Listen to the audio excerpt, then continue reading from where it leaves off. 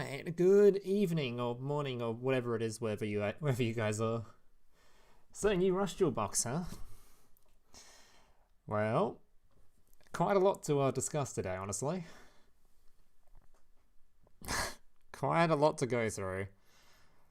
Is this box going to be something that's going to make people want to play Rush Duel again? That's the real question. After giving us such a gap in content. Did I heard the Rush Duel queue times in Kia games are sometimes upwards of like 10-15 minutes. I don't know if that's actually the case, but if that's true, that's not looking good. So let's hope this box does something about that. You can only hope. The FBI is in chat. You don't think the FBI has the right to play Duel Links as well, okay? No, don't exclude the FBI. Just because they're a government body.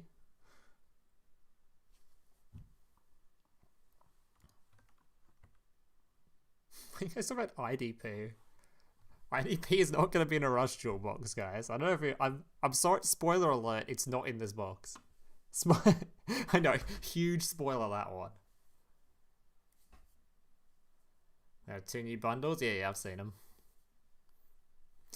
I am aware. Just imagine opening the Rush Duel box with the IDP in the middle of it. I mean, I'll give a reason for some people to go into it, I guess. Lynn Tenny is not on an FBI watch list. I think everyone who's ever watched a single episode of any anime is probably on some kind of watch list. Let's be real, there's some sus stuff in anime. A lot of very sus things.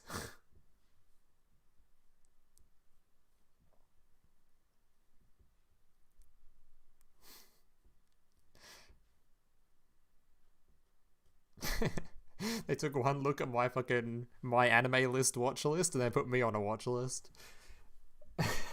Thank you. See all the business expenses for tax evasion? True. FBI doesn't even apply to me. I live in Australia, so I've got the fucking ATO, the Australian Tax Office, to worry about. I get Fusion and Rush probably next year. Always watching. Okay, dude. Alright, so we've got some packs, or not packs, some content to look at. Quite a bit of content. We've got some leaks, we've got a set release, and we've got the new character to look at. Though I don't think any of his, let's look at the skill leaks for his stuff. So of course we'll do the box last and go through all the other stuff first. So where the hell did I open the box? I didn't. Okay. So this is the box. Alright. So let's first take a look at the new character first, I guess. We'll look at his stuff and then we'll go through the leagues. Yeah? So he's only got 2 new cards to look at.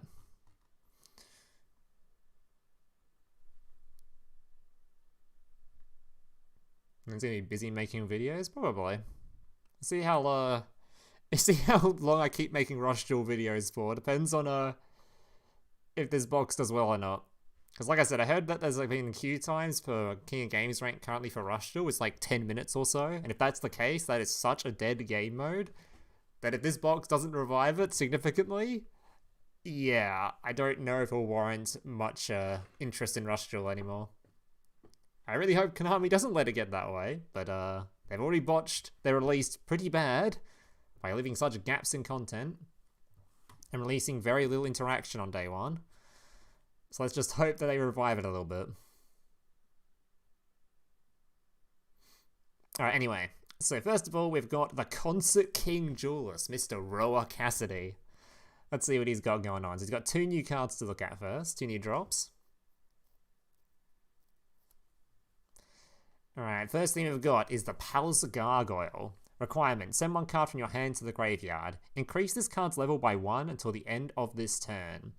So this guy makes himself level 5, which is pretty useful, because there's a bunch of cards for this archetype that requires level 5s, and this is a normal summonable level 5, so it doesn't require a tribute. Although, it kind of doesn't make much sense, because you have to send a card from hand to the graveyard, so you might as well have had a tribute, sort of. It doesn't really work super well in that sense. But it is a normal summon, so it means you won't have brickier hands if you run this, which is probably the main reason to use it. So this card will probably see play in this particular deck list. The Royal Rebels Growl. During the turn, you normal summon this card by attributing a level 5 or higher monster, send the top card of your deck to the graveyard. One face-up level 8 or lower monster on your opponent's side of the field loses attack and defense equal to its level times 200 until the end of this turn. So yeah, obviously combo here, normal summon this card, make him level 5. Then when you summon this thing, which is a level 6, you can reduce the attack of one of your opponent's monsters, which is pretty sick. Not the most insane card around. We've got plenty of things that do similar stuff now in the level 6 slot, but I assume this one will fit the skill restrictions that'll come with the character, I imagine. They'll force you to play something like this. Yeah. I'm not super keen on the archetype based on just these two cards, so I'm hoping the actual in-archetype stuff is good. Haven't gone through it too much, or seen too much of it, so hopefully the actual skills and stuff make this deck good. Because these first two cards are sort of like, they're cards, I guess.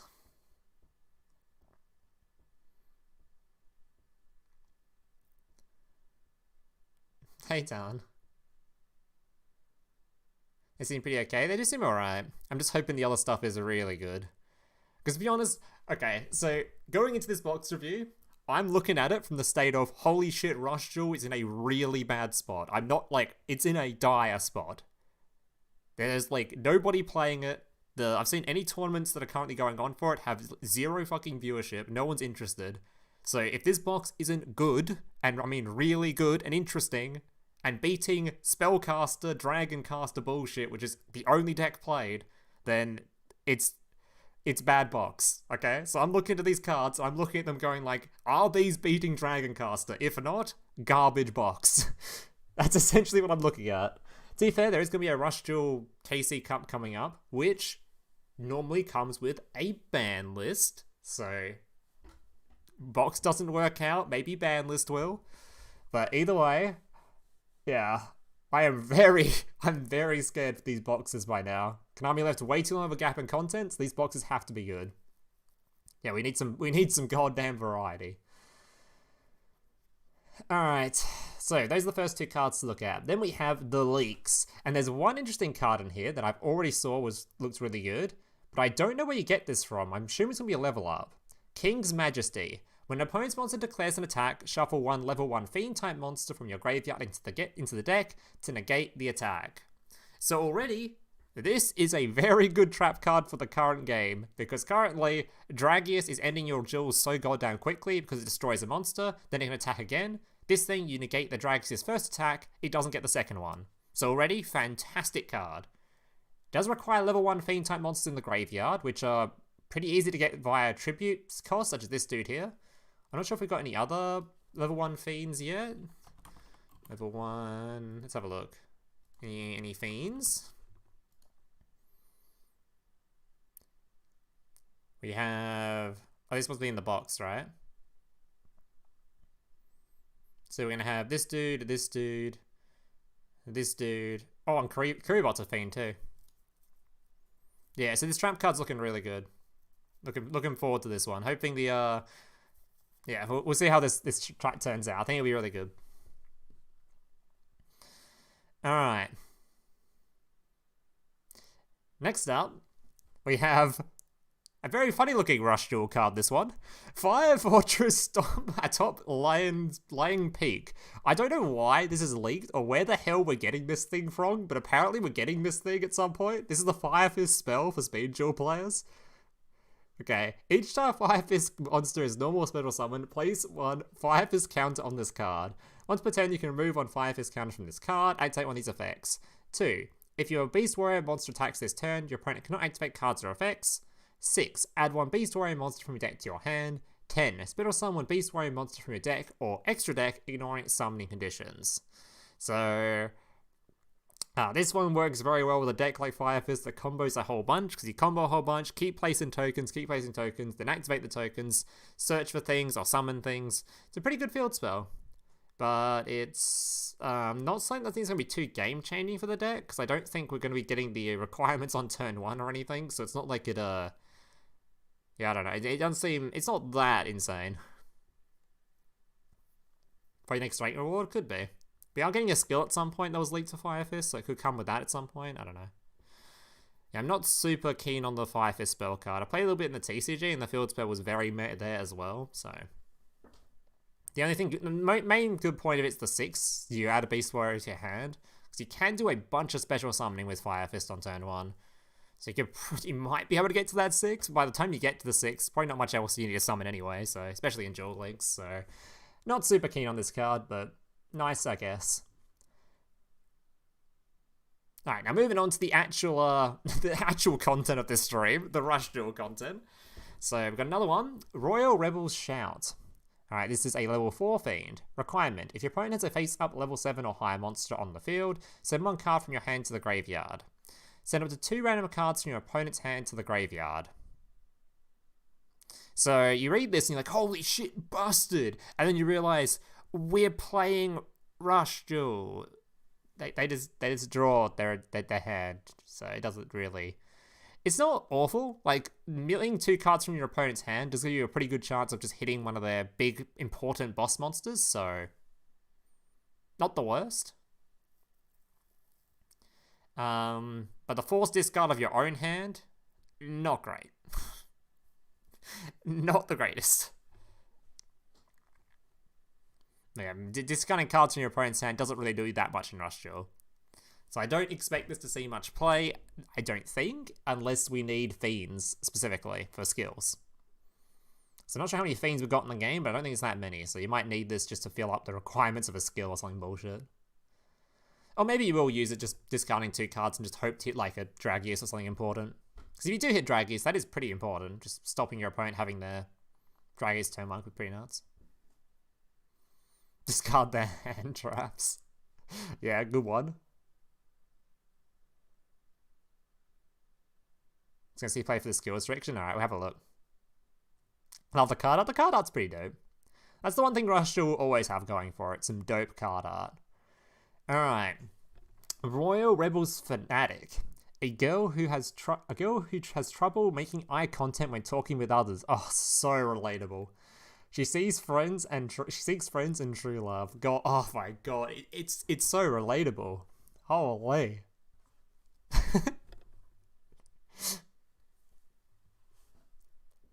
0-0.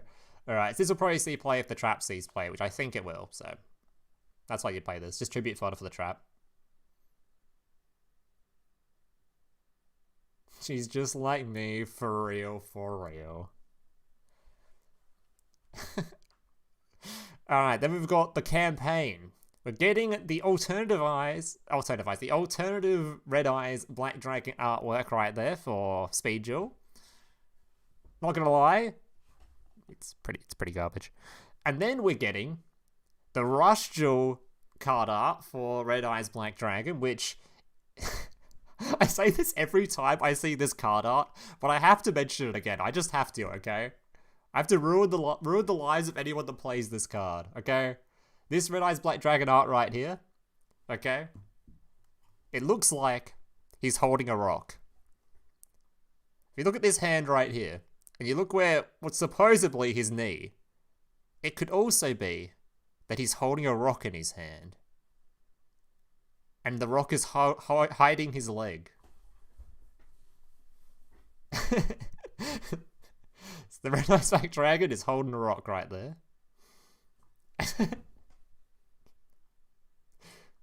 And for that reason, it's my favourite Red Eyes art. So, there you go. Red Eyes Black Dragon holding a rock. Alright. Where the hell are we up to here, right? And it's a way better art than this one. This artwork is actually hot garbage. He's holding Dwayne over here. Dwayne The Rock Johnson. I hate it. Card games on motorcycle! To me, it looks like he's ready to... Huh? Excuse me? Excuse me? Huh? Alright, moving on.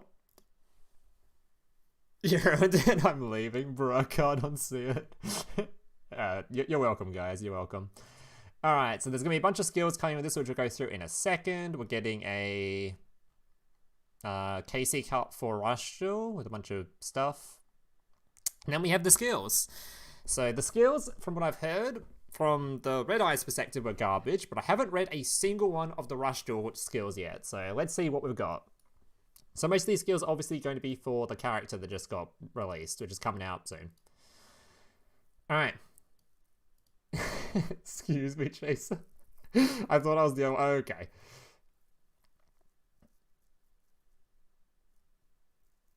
Let's go throw a rock. Alright, anyway. Rush on a Royal Rebel. So, requirement. At the beginning of the duel, if you have no level 6 or higher effect monsters in your deck, add one Royal Rebels Heavy Metal and one Royal Rebels Growl to your deck. Alright, so a load of hot garbage skill, moving on. This one's literally a farmable card, so yeah. This is literally here for unlocking things, right? Because there's for some reason there's like missions or sometimes you have to require you to use like the ace monster, and sometimes you just don't own the ace monster because it's in a box. So this lets you fix missions, I guess. Otherwise you wouldn't use it. Moving on. Royal Rebels Heavy Drive. Alright. The skill can be used if the only monsters with 1400 or more attack in your deck are Fiend type. Okay. So that makes the deck pretty restricted already. Alright, increase the level of one level 4 light attribute face-up effect monster on your field by 1 until the end of this turn. Okay, pretty important for making the level 5 requirements for your skills. It's kind of... Fiend light monster? Are they really light? What was the, Are you a light monster? Oh, they are light. When I think Fiend, I do not think light attribute, but I guess they are all light. Interesting. Anyway, so that fixes the level 5 requirement for some of your cards. If you were the player going first and activate this effect, return one card from your hand to the deck. That's some weird wording, but okay. If you were the player going second and activate this effect, you can send one Royal Rebel medal from your deck to the graveyard. Okay, why do you want this in the graveyard? I guess you can add it back with cards like... There's probably some Fiend that adds cards back from grave, I assume. Because obviously there's a new Legend card that adds back from grave, but I'm assuming there's some other reason you'd want to do this, like a Fiend card that does the effect of that, maybe? You have a graveyard return? Is that on the, is that just from... Is that one of the Fiend cards, though, or are we just talking about from the Legend card?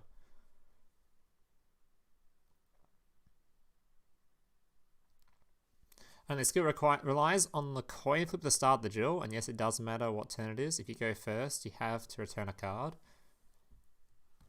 Maybe. I think turn requirements for Rush Duel are so much like so less reliant than Speed Duel because the games generally just go longer, or like at least guarantee like go for 2 turns most of the time unless you're super unlucky. So, are you even forced to activate this on?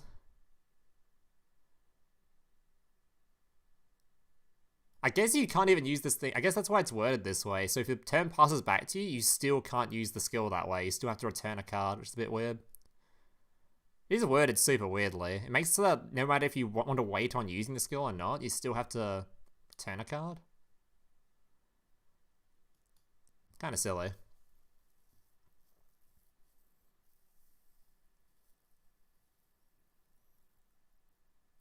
Let's see. This skill seems alright though. Seems alright. Hi, what are the good things about Yu-Gi-Oh? Why would you recommend someone playing it? The good things about Yu-Gi-Oh? Good things about Yu-Gi-Oh.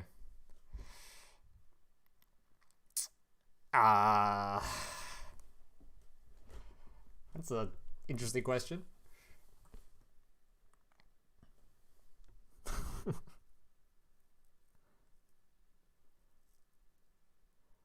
Well, someone that plays a lot of card games, it's the most mid card game I've ever played. So it's like a super mid-level.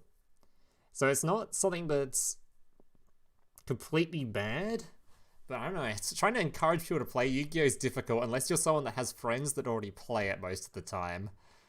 This is a weird answer for someone, but it's really hard to encourage people that who aren't wanting to get like if you have friends that play, it's super easy because it's really fun with friends most of the time. If we're talking IRL, if we're talking Master Duel, that's also a lot harder to encourage. Speed Duel, it's pretty easy to encourage. Like if you want to play Speed Duel, the game in general is just pretty It's pretty simplistic. If you like the anime, you'll love the game because it's literally just you have to play all the anime cards and just mess around with cool ass skills and stuff. Have flashy animations on your screen. But I don't know. The game's certainly a lot more fun once you get the hang of it. But it's a lot of the game is a lot easier to get into when you have friends that play it. I don't know.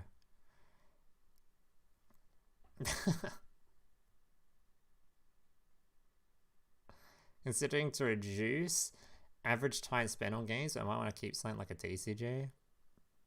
I don't know. The game's more fun to play. I think speed. I think Duel Links is way more fun as an entry point. Personally, than playing Master Duel, but it's hard to explain the appeal. It's a fast-paced, complex, and interactive card game. Yeah. There's some player convinced that we just play a bunch of year junkies with bad relapse. For me personally, it's really hard to describe what makes Yu-Gi-Oh fun for me because I do this for a living, right? Like I make money playing this game.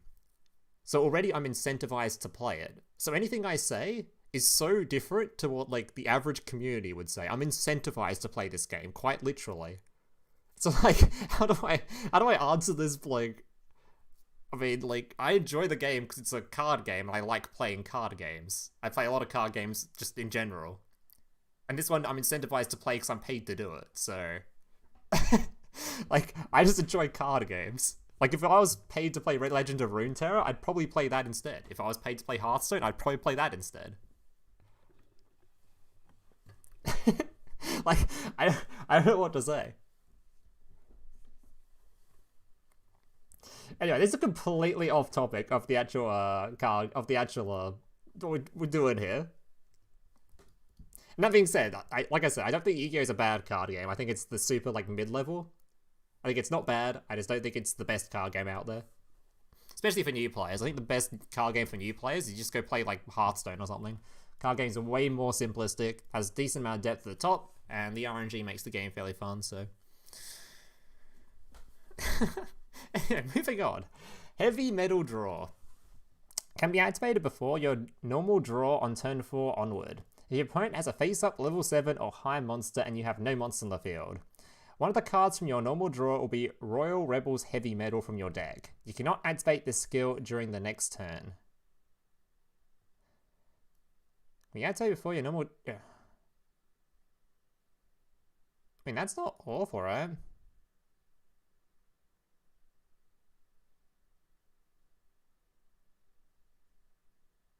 Yeah, that feels pretty good.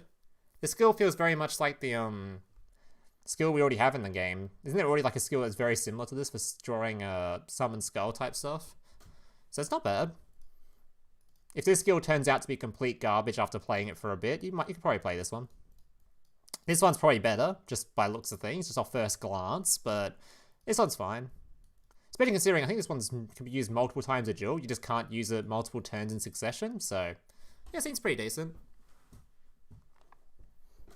It's very similar to a skill we've already got. Legends of Runeterra is explainingly free to play.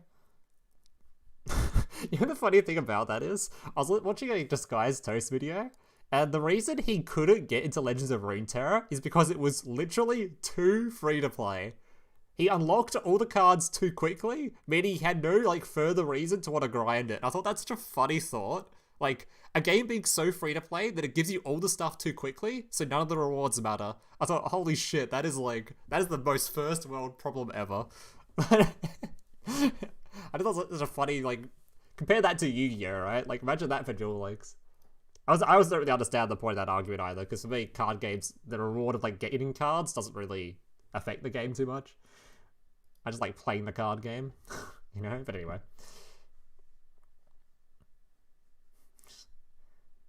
So in turn 4, you can guarantee the boss monster every second turn. Each character has one of their boss. Yeah, it scales pretty good. It scales pretty good. The game's not pay to win enough? What the f...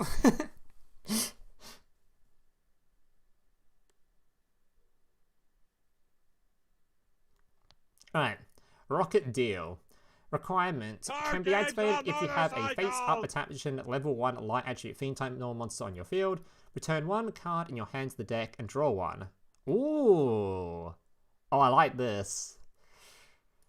God, I wish this was the best skill for the art. I love mulligan skills so much. Mulligan skills have always been so fun in Duel Links. I was so sad when Bandit Keith's skill got limited. Not limited, got like restricted.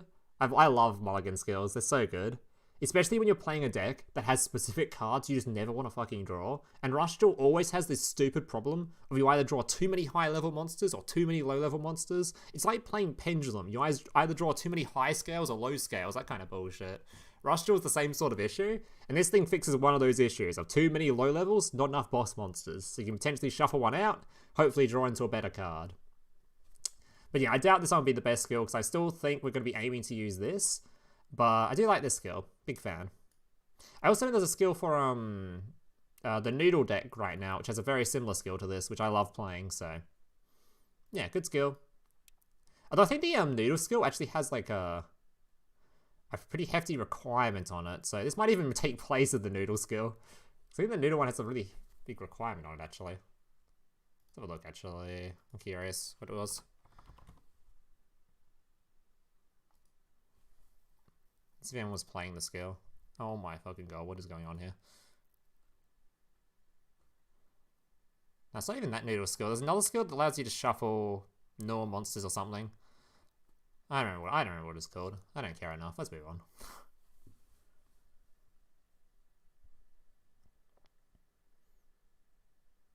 Having played a lot of Despots of all the scales, none of the other. Yep.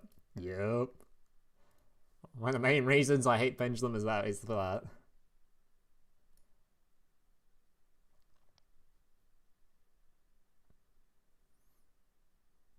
Alright, Rebels Beat. This skill can be used if the only level 4 high monsters in your deck are Fiend type. Okay. Requirement. Can be activated during the turn you have summoned a level 6 normal monster or Arc Fiend Summoning Flute. Okay, I guess it's a card from the box. Change the battle position of one face-up monster on your field. Now one face-up monster on your opponent's field. Okay, then send one level 1 or 6 type Fiend type monster with 600 less attack from your deck to the graveyard. Alright, so this is the revive card. You have no other monsters on your field and have 3 or more normal monsters in your graveyard. Send this card from your field to the graveyard instead of summon a normal monster from your graveyard. Okay, so this thing can summon back the level 6 you send to the graveyard from your deck.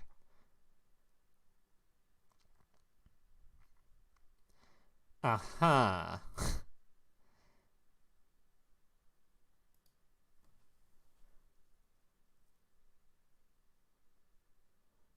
And changes the battle position. The battle position change is fairly relevant, especially for Rush Duel. If you guys ever played the Yami Ruler deck, the warrior skill being able to the warrior skill that adjusts battle position is super fucking good. So this skill does seem pretty decent in general. It just gives you a target for your flute. Summon Skull support. Card games on motorcycles!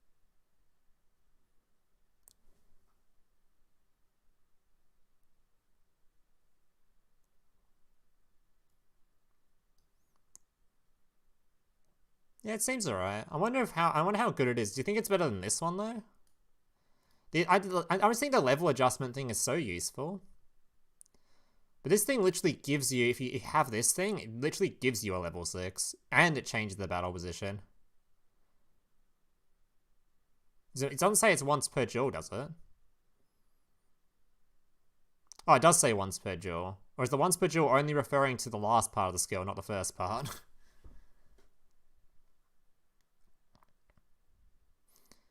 I assume this is just referring to the last part, and the first part's available at all times.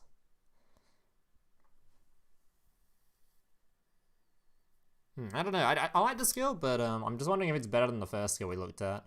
It could be, especially if this is the only once per turn, and this is just every time in the duel you summon a level 6 normal monster or you summon your flute. Because battle position changing is so big, so this could be pretty good.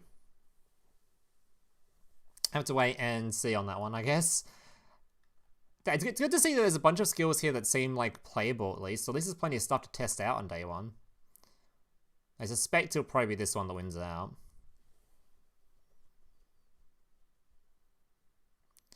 Why isn't there a pendulum skill? Add pendulum scales, and once per duel you can return a pendulum monster for a random monster or a different scale. I'm pretty sure there is, isn't there? Except without the restriction on the end. I'm pretty sure there is a skill that does almost exactly that. Alright, one side reverse draw. Requirement. Can be activated before your normal draw if your opponent has a face-down defense position monster on their field. Once per duel. Effect. One of the cards from your normal draw will be one side reverse. What is this? Your opponent has 2 or more face-down monsters. Change one face-down monster to your opponent's field to face-up attack position. I mean, it's not the worst skill ever, but it sort of takes a heavy slot. And you're really hoping you're coming across a matchup where your opponent's playing those normal monsters that have 0 attack. This only really works against people that are brick-handing most of the time.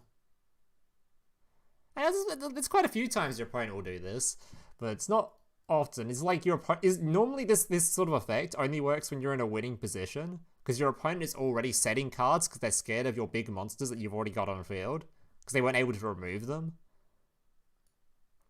So yeah, I don't think this will see play, because it's a skill that requires you to already be in a winning position, so it's like a win more skill. At least that's sort of how I see it, but what's the general opinion on KC Cup and Duel Links tournaments? Duel Links tournaments? I don't understand. Is your question specifically about KC Cup, or are we asking for KC Cup and Duel Links tournaments? I can't tell if that question's like trying to combine them together, because they're very different. KC Cup and Duel Links tournaments are completely different. Like, one's something to complain about and the other's fine. KC Cup dogshit format. Tournaments fine. Wish they were actually part of the game. I wish there was an in-game mode for tournaments.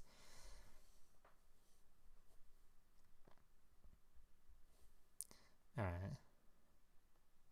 Is it every character that way? I have no idea if these are legend skills or if these are just skills for every character, or I don't know who they're for. Alright. Get ready to be amped up. This skill can be used if the only level 7 or higher monster in your deck is Psychic type. Okay, Psychic skills, we like those.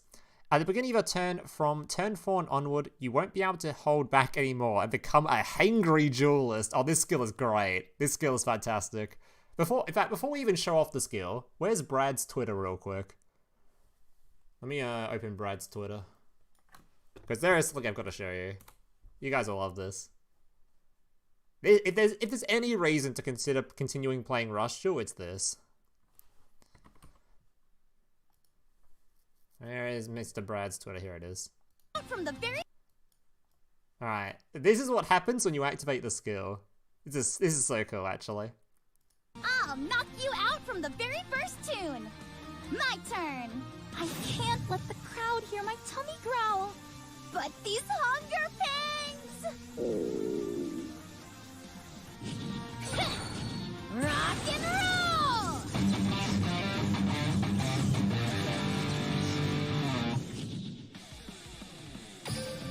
Turn up the volume! Feel the boom!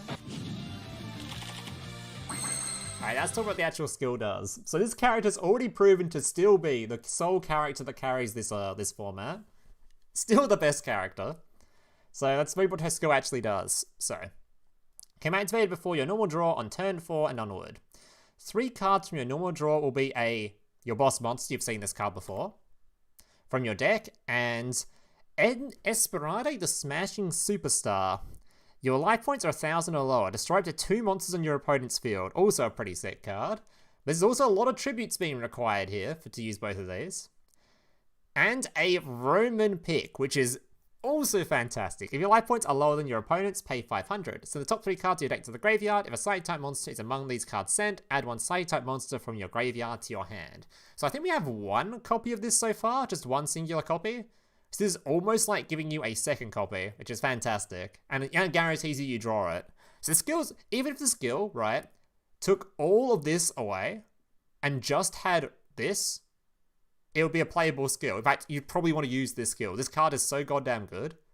So the fact it comes with 2 guaranteed boss monsters as well should make this skill pretty fantastic. I honestly kind of wish it was maybe only 1 boss monster guaranteed. I'm a little bit scared this will brick you sometimes.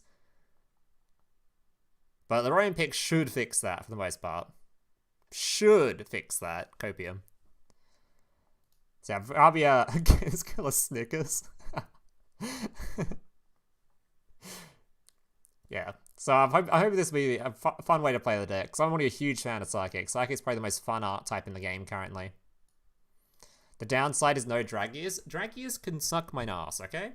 The KC Cup or whatever Rush Duel Cup's coming out, there'll be a ban list afterwards, and that deck will be gone. Okay? I'm not coping. That deck will be gone after the ban list. Dragius limit 1 win. Holy, please. Turn Dragius into a legend monster. Please. I beg. Who do I gotta pay for that to happen? It's kind of sad that my only main complaint about Rush Duel, other than not having enough content yet, is just Dragius. Fuck that card. Actually, fuck that card. I'm so sick of just dying to that stupid thing. It's so annoying. Copium is crazy. The Copium is crazy today. Copium will eat your Dragius? That's what I'm saying. How do you hit Dragius? I told you. Legend monster. Right there. Just toss him in the legend category. Force him to only play 1. Fixed. Problem solved.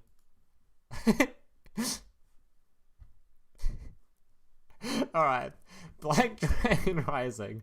The skill can only be used if you have at least 7 level 5 or higher monsters in your deck. Can be activated on turn 2 and onward by returning 1 card from your hand to your deck. Alright, so this is the Red Eye skill, is it? Reveal 1 Black Dragon's Trick in your hand and add 1 Red Eyes Black Dragon from your deck or graveyard to your hand. Then you can decrease the attack of 1 face-up monster in your opponent's field by 400 to the end of this turn. Your level 7 effect monsters cannot attack this turn. That are not effect monsters. It's only non-effect ones, so only the Red Eyes can attack.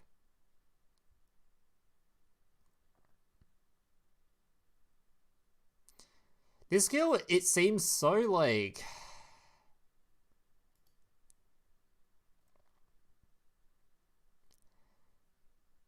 so meh. Like, I was really hoping that they would want to go hard on making an anime deck strong, like a Red Eyes deck strong, because the Dark Magician skill is pretty currently for Rush Duel. So I was really hoping they go hard on the Red Eyes skill, and they've made something that's super, like... I mean, it's not the worst. It guarantees you a search for your Red Eyes if you have your chick, and the chick gives you a special summon of it, so that's 1 less tribute, obviously. But it's so meh, man. Red Eyes isn't a legend monster, right? Or is it? I really hope it's not. Oh my god, it is. I mean, I'll probably give it a try just for the sake of playing a Red Eyes deck, so it'll probably make good video content, but man. Especially this, I don't know why the skill had to have this last part attached to it. Like, why? Why couldn't this just be a skill that existed in the game that was just, like, generically usable in every deck? Wouldn't that be just fun?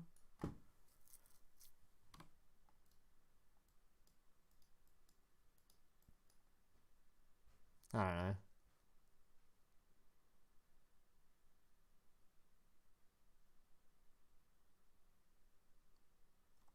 don't know. Not a huge fan of this skill. I think they really mess up. I don't even understand why they do things like this. Like, the main problem with Rush Duel right now is there's just not enough variety. So wouldn't just adding a skill that's generically good, that's like actually really good for Red Eyes, just make like more variety, just give you a Red Eyes deck you can play as well? Because I think at this point, like, who's actually going to play Red Eyes with this? I just don't think it's good enough.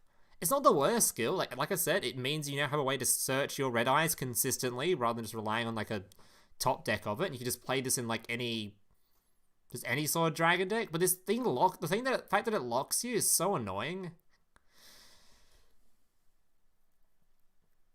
I don't know, man. Not a huge fan of this one. Maybe there's some red eye support that's in this box that makes this better. Alright, Tempest Drive. The skill can be used if the only monsters in your deck are Spellcaster type or Beast type. Alright, one face-up wind monster attribute. One face-up wind attribute monster on your field that was summoned this turn gains 400 attack until the end of this turn. Then you can set one Road Magic Tempest, which is a card from the card trader we just got, from your hand or deck to your spell and trap zone. If you have set it from your hand, add one wind attribute monster from your deck to your hand. Ooh. A search for a wind attribute, that's kind of sick. Alright, if you have a face-up level 7 or higher spellcast time monster on your field, send one wind attribute monster from your hand to the graveyard. Change the battle positions of up to 3 monsters in your opponent's field. Attack position monster come face-up defense position. Defense position monster come face-up attack position. So it's basically a full Book of Moon for your opponent's entire field, and also can swap them all to a face-up attack position. That's honestly pretty good. All decks are spellcast type. A spellcaster type beast deck could use this, or just a pure spellcaster. If you think beast is garbage, we have no idea yet.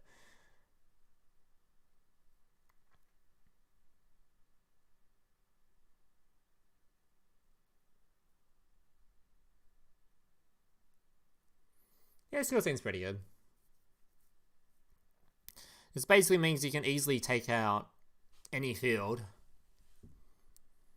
Is it better than the current spellcaster skills we've got? I mean, this one doesn't let you play Dragius, so no.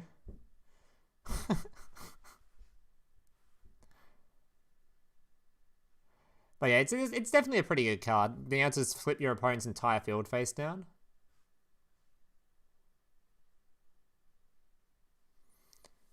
And to wait and see if this one gets too much play. The search is also kind of interesting, just being able to add any wind monster. It's pretty good. Not sure about this one. At least this card's free. This one's from the card trader, so. Alright. Ancient Forces. The skill can be used if the only monsters with 1400 or more attack in your deck are dragon type. Alright. One face-up level 6 fire or water attribute deck. Dragon type effect monster on your field gains 1000 attack at the end of this turn. Then you can send one level 6 water or fire attribute dragon type monster from your deck to the graveyard.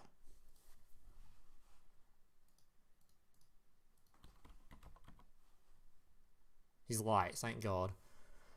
Alright.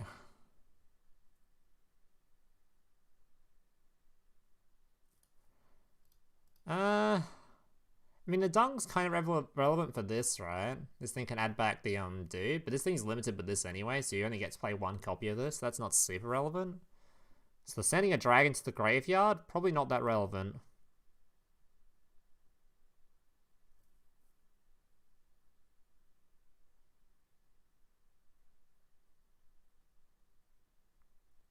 It's good for the new dragons? Oh, okay. Oh, so this is just to do with the new dragon in the box? Okay, I'll wait till I go through the new cards then. Okay. So I had to wait for this one. Alright, a speed duel skill. Red Eyes Reverse. So I've already read this skill, so I know what it does for the most part. During this duel, if you have at least 7 Red Eyes monsters in your deck at the beginning of the duel, you can normal summon / set Red Eyes Black Dragon without tributing. Very important, we can set this card. And you cannot special summon monsters except Red Eyes monsters. Also, you can change the battle position of a Red Eyes Black Dragon that the turn you have normal summoned it in face down defense position. So obviously, you can put this thing, set it, and then you can flip it face up, meaning it doesn't stop you activating Red Eyes Fusion. If you control a Red Eyes monster, you can set one Red Eyes spell and trap card from your deck to your field. Then if you don't control any normal monsters, you can return one card from your hand to the deck. So normally you have a normal monster, so it doesn't matter too much. Alright. This skill appears to be somewhat mistranslated. The you cannot special summon monsters except Red Eyes monsters only applies to the main deck. Oh, okay. There you go. Alright, so this skill, I don't think it's too big of a deal, because we currently have a skill that basically does this. already. And that deck is fairly okay. So I think the thing about the skills, I think it's going to be a playable skill, but I don't think it's going to be an increase of power level in any sense. I think it'll just be like, oh, the red eye skill we've basically already got reprinted. Honestly, I don't think it changes a whole lot. It's a little bit stronger, sort of, because it means you can play more red eyes back row without risking your RNG screwing up, I guess. But you don't want to play too much red eyes back row anyway, because you don't have enough slots in your back row for it. Plus, this skill forces you to play a whole lot of big boys, so maybe you want to run a bunch of trap cards and just have like a 30 card deck so you don't draw into them. I don't know. Yeah, so it is basically Red Eyes Roulette, but maybe a bit more consistent, and that's sort of the upgrade for it. But it also doesn't add those dudes to your deck, so it makes your Red Eyes Fusion sort of worse. I don't know, it's a weird skill. It's a really weird skill. It's hard to judge if this is better or worse than Red Eyes Roulette, but I think it's pretty safe to say they're pretty similar, so I don't think it'll make the deck any better. I don't get the change of... Okay, so for this skill, the reason it's changing battle position... Oh no, so for this skill, sorry. The reason it's changing battle position is because your Red Eyes Fusion, if anyone that has read the card before, Red Eyes Fusion, I'm still in the wrong category, it says, Fusion Summon, Fusion Monster lists a Red Eyes monster, blah, blah, blah, blah, blah, blah. You cannot normal summon or special summon other monsters the turn you activate this card. So if you normal summon a Red Eyes, you cannot activate Red Eyes Fusion. It won't let you. So what the skill does is it lets you set the Red Eyes. Then you can flip it face up, then activate the skill, and you can activate Red Eyes Fusion. So the skill, it has to have that set part as part of the skill, otherwise it just wouldn't function. You wouldn't be able to search Red Eyes Fusion, and when the skill was initially leaked, that part wasn't included in the skill, and everyone got mad. I'm hoping someone at Konami saw that added the extra bit there, because it was absolutely hot garbage before it was previously leaked without that part. But yeah, there you go. Alright, so that is all the new skills to go through. So judging by the skills alone, there's actually a lot of decent skills in here that are all sort of playable, so pretty happy overall, just not happy with the Red Eyes skill at all. The Red Eyes skill is hot garbage and they should have made it better. I really don't understand why they're not making like anime favorite archetypes super good in Rush Duel, because obviously like they're not super good in like the anime because they're not played as much in the anime, but the anime wasn't heavily released in the West. The card game isn't heavily released in the West. So why wouldn't you make it so that the anime cards that are well known in the West, the Dark Magicians, the Blue Eyes, the Red Eyes, these cards, why wouldn't you make them really good in Rush Duel, like in Duel Links? I feel like they would get so many more Speed Duel players interested in it if they made it so that all the anime archetypes that people see and enjoy was good in the actual Rush Duel format as well. I don't know why it's such a mid skill. Just make this a broken ass skill. Make it busted. Make everyone play Red Eyes. Make that be the best deck.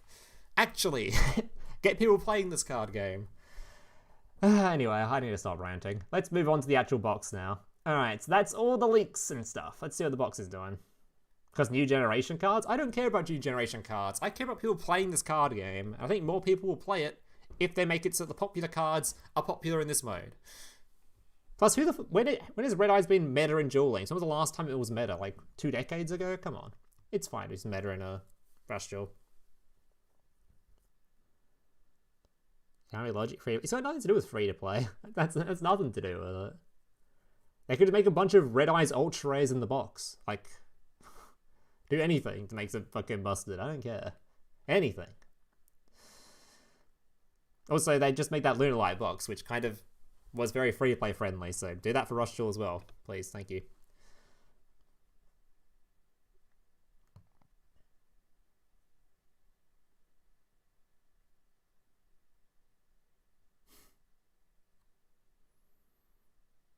Red Eyes Fusion. We're not talking about Red Eyes Fusion, we're talking about this Red Eyes skill. This one. We're talking about the Rush Duel one. Red Eyes is already playable in Speed Duel, and I'd say it's actually a fairly decent deck. Even before the new skills released. The current iteration of Red Eyes is pretty decent. Not top tier, but it's fine. Whereas this skill I don't think will, like... It's usable, but I just wish they made it, like, actually strong. Like, top tier relevant sort of shit. Alright. First off. First card of the box. We've got One Side Reverse, which is the skill... A card which now has a skill for it. Your opponent has 2 more face-down monsters. Change one face-down monster in your opponent's field to face-up attack position. So the only reason you'd ever play this card is because the skill exists. And like I said, I don't like the skill because I think it's extremely win more. I think if you're in a position where your opponent is setting all their stuff face down, they're already in a losing position, and playing cards like this is just like... I mean, sure, it will help you win that game, and it will feel good, but when your opponent is in a position where they're winning, and they're actually summoning their stuff in attack position, this becomes a completely irrelevant card.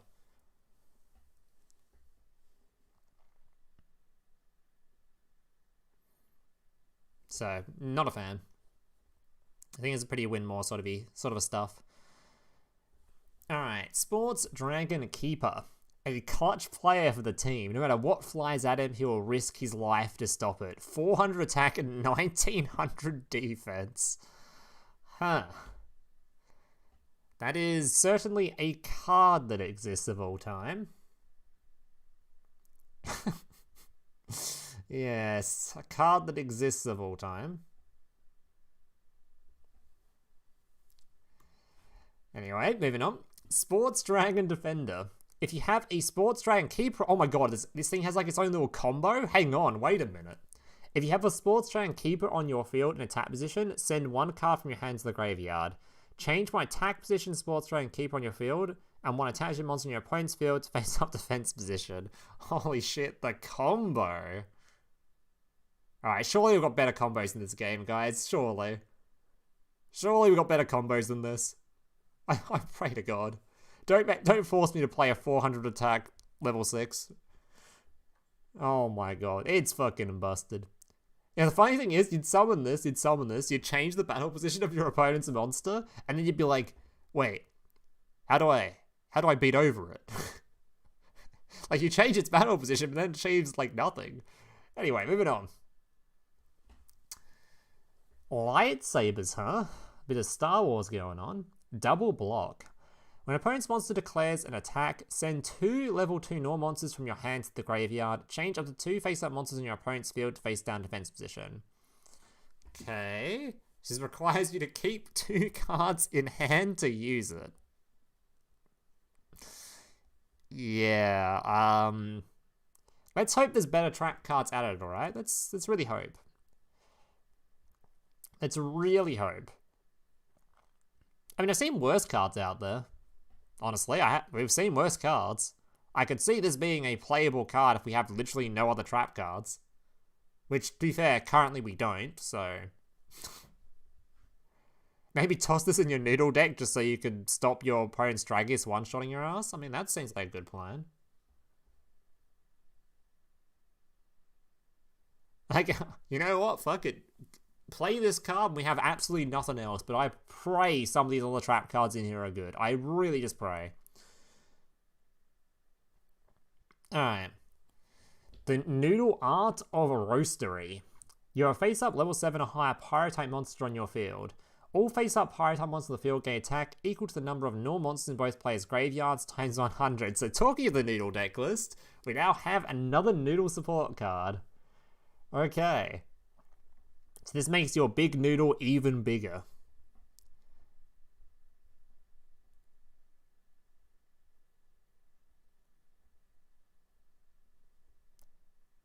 Yes, I do like it when my noodle gets... Okay, let's not keep talking about our noodles, okay? We do not need to do this in noodle innuendos on stream. Anyway, I don't think... this card seems like it's probably okay, but unfortunately, it's not what's going to make the Noodle deck not shit. So if there's no other Noodle support in here, this won't change anything. Having an extra buff card for Noodle will change absolutely nothing. Noodle doesn't have a problem getting a high attack, okay? The Noodle has no problem getting big, okay? There is no... No dysfunctions going on with this deck list, okay? The only problem is its base stat is pretty low. So it just dies to like every other boss monster in the game. And every other boss monster generally can get just as big. So farm deck card, true. It also, to be fair, the Noodle deck might get a lot better now there is potentially some disruption in the game. Because if you can keep your Noodle alive, the main issue with it is just that its main attack stat's too low to compete with any of the other boss monsters most of the time. And it's also just a weaker version of that Psychic one, which can just buff your entire field. This thing just like a weaker attack buff. It's like, why would you play this over 7-Throw Magician sort of thing? But if you can protect the Noodle, then you can buff the Noodle. Could lead to some good lethals, so... This deck might be okay now as back row in the game, but I don't think this card specifically helps it too much, is what I'm trying to get at. You're the only one making Noodle innuendos? Yeah, it's true. Maybe I'm the only immature person here. Yes, it's always good to protect your Noodle, guys. Always use protection. Alright, return. When your opponent adds a card from the graveyard to the hand, shuffle one random card from your opponent's hand into the deck. It's a random card? Bro, if this is returns the guaranteed return the card they added, it'd be so funny. I mean, it's a card that exists. Should you run it? Probably not. But it does sound like a pretty funny card. Just imagine having this card activated on you in-game. God, that'd be so triggering. You'd activate your legend card, discard Sling to add Sling back from your grave. They'd activate return. Boom, you just lost that card you just added. -2 for nothing.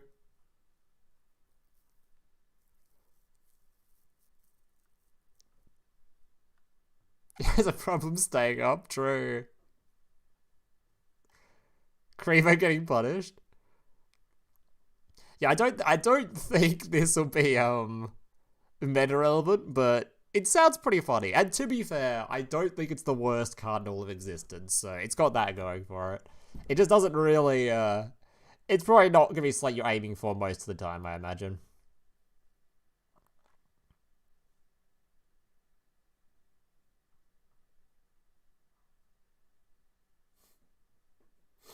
Alright, moving on. Alright, follow Owl of the Dark Wisdom. A researcher of the nature of darkness, he serves a king who seeks to conquer the continent, but his true aims are unknown. And he's a Fiend Null monster, so you're probably playing him in the Fiend deck if we need more Fiend monsters in there. Does Noodle character has more story relevant wins than Mimi does? That's fucked up. Dude, that is fucked up. Poor Mimi.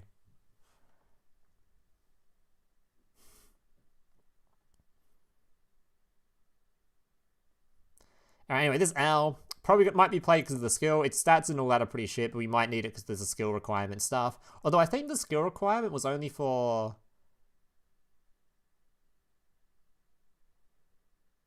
level 4 higher stuff, so you might not need this.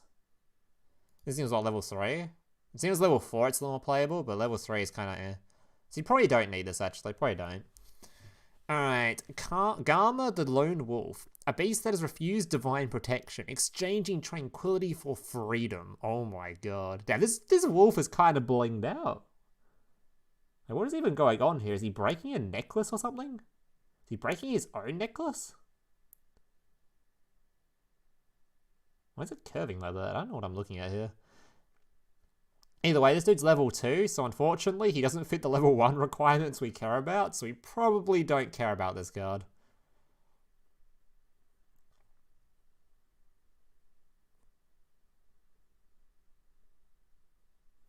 It's breaking the collar?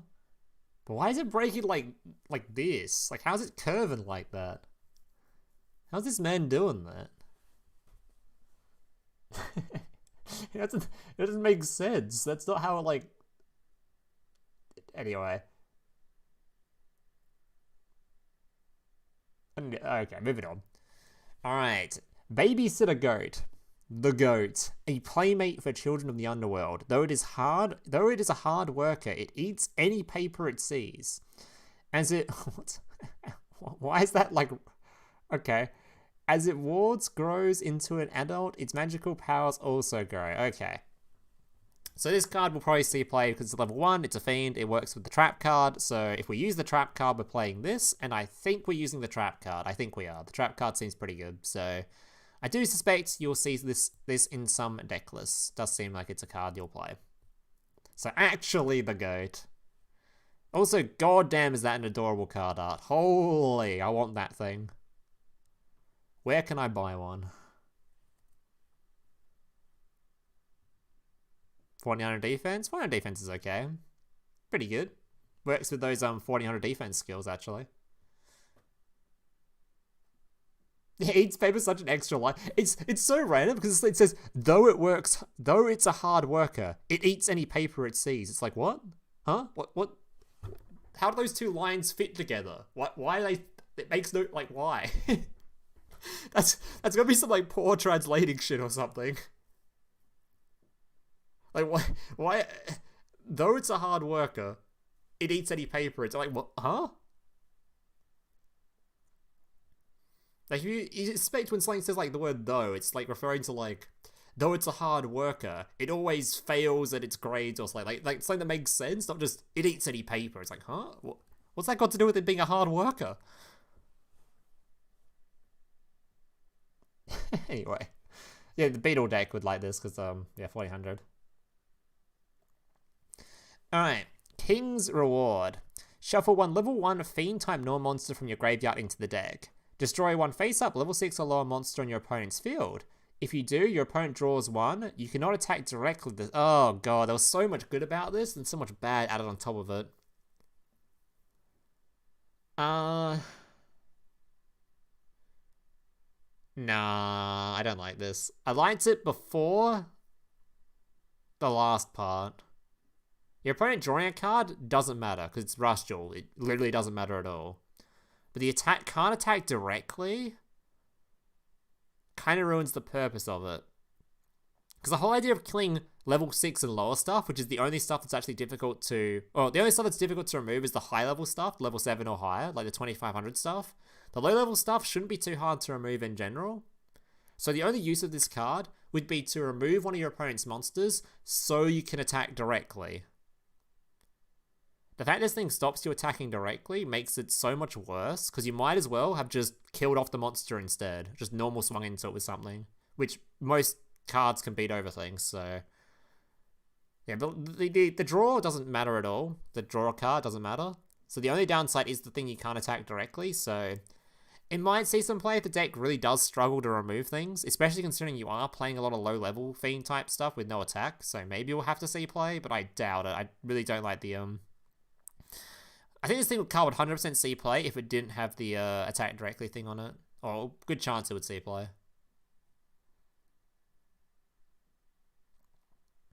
Most the babysitter gets distracted by paper, I guess. I guess.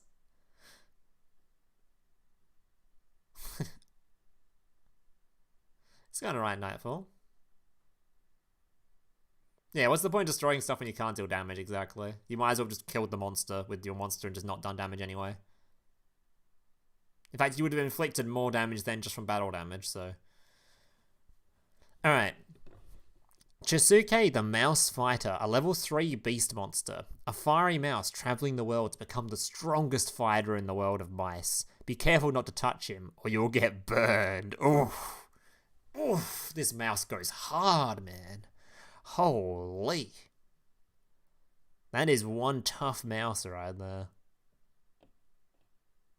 Yeah, I don't know what the beast archetype does yet in this game, so I don't know if we need this thing or not, but hey, at least it's got some dope ass lore behind it. God damn, that is one tough mouse. Fucking Stuart Little's been hitting the gym.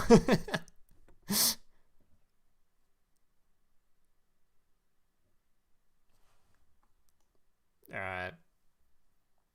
Descendant of Titans, a level 1 fiend, so again a card they'll probably see play thanks to the trap card. A successor of old gods, skilled at hiding. Few know of their existence.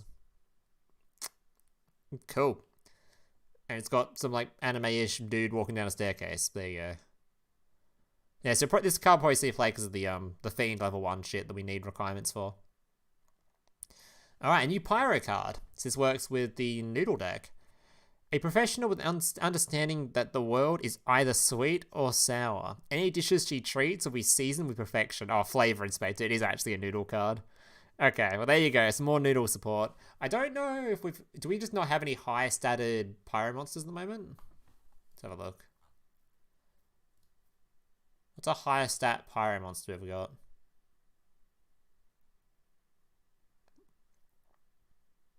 $1900, it's a tribute. Oh, this guy's not even playing any. I mean, you just play level 4s in this deck. Why do you even care? I don't know. I guess you can buff it because this thing buffs Pyro type, so I can buff this guy, I guess.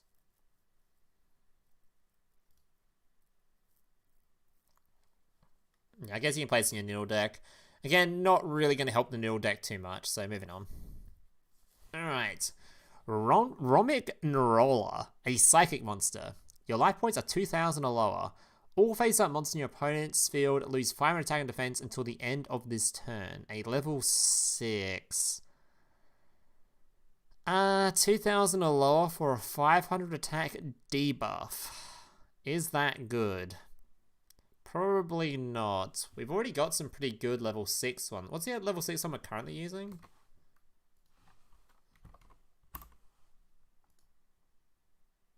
Is he already pretty good? You have the burn one here. We've got the attack buffer here. I thought that was already a level... Oh, the level 6 using is currently a normal, right? Just this guy. Just a 2,000 stat dude? What's your stat?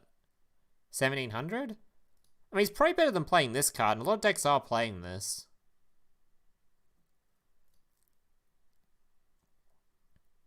Like, if that's the best level 6 we've got, and a lot of people are playing this, maybe it's run?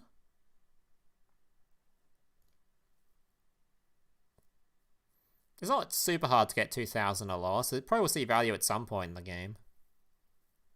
But I think the main reason people are playing this is because it combos pretty well with the trap card to make this thing 2,500 so it trades with things. That doesn't really work with this card, so it's not really...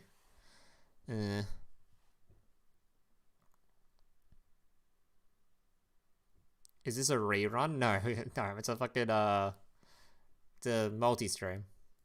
So I'm on Twitch and on YouTube.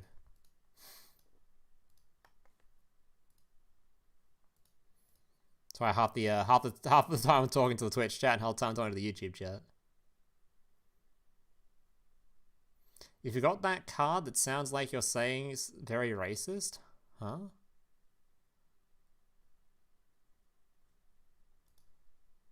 What am I forgetting?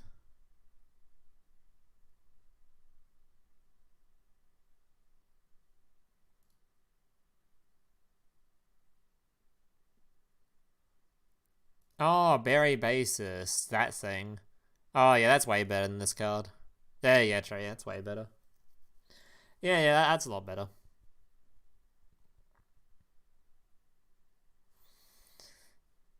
Yeah, I don't like this card too much. Alright, moving on. Arcfiend Summoning Flutes, which works with one of the skills. You have no other monsters on your field, and you have 3 or more Gnaw monsters in your graveyard. Send this card from your hand to the, or send this card from your field to the graveyard, then special summon one Gnaw monster from your graveyard. Yep, I like this card quite a lot. Especially if you use this with the skill, you can literally just bring back a level 6 or higher. Wherever it was. Where the hell was the skill? It was... Oh, it is this one. Can you activate during the turn you have normal summoned a level... Wait, during the turn you have summoned a level 6 Gnaw monster or you've summoned the flute. Change the battle position of a face-up monster on your field and one face-up monster in your opponent's field. Then send one level 6 or higher Fiend-type monster with 600 or less attack from your deck to the graveyard. So you can send something from your deck to the graveyard, then you can use this thing to revive it, which is pretty cool.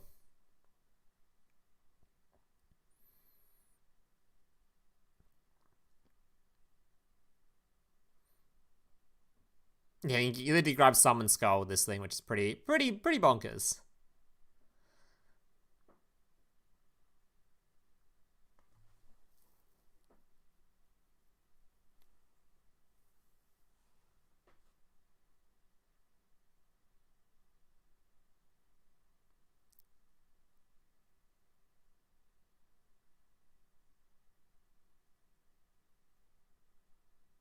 Someone's in defense position.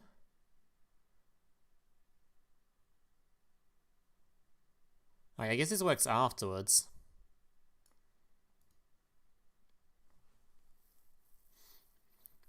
It's definitely very good for the boss monsters that require high level stuff to be tribute summoned. Yeah, putting things in defense position is kind of weird though.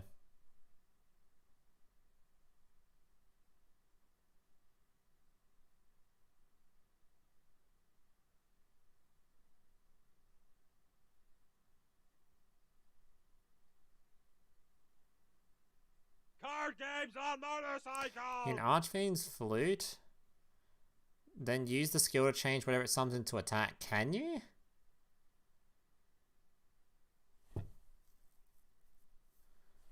The skill can switch the summon monster.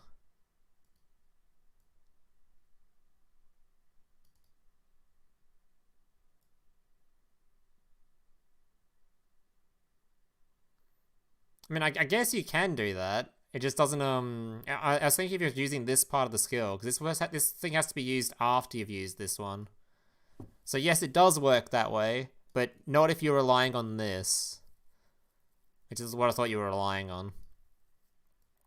But if you're using this later in the game, yeah, you can just use this on the, any old card you put in the graveyard. So you don't need to rely on this part. I guess this is once per duel anyway, so... Either way, seems like a pretty good card. Alright, especially if you just want to use it for tribute fodder to summon out your big boys anyway, which we'll talk about in just a bit. Alright. So, Silver Wolf. If you have a face-up beast-type monster on your field, other than this card, send the top card of your deck to the graveyard. One face-up monster on your opponent's field loses 200 attack and defense until the end of this turn.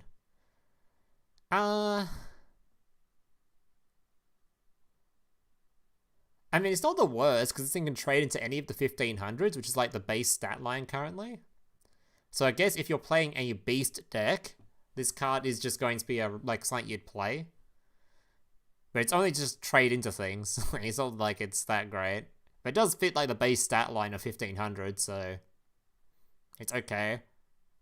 If it was losing 300, then it'd be something we might be able to talk about. But 200 means it sort of just trades with things.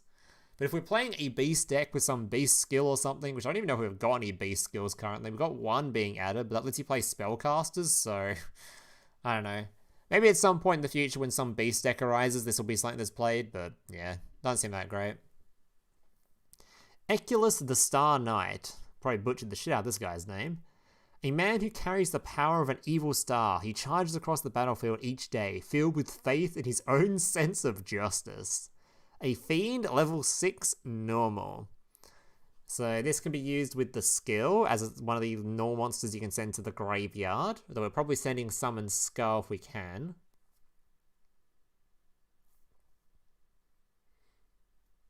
Was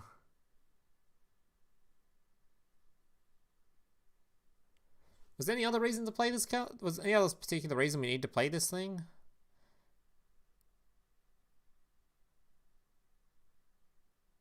Other than this skill? The stat line's pretty meta.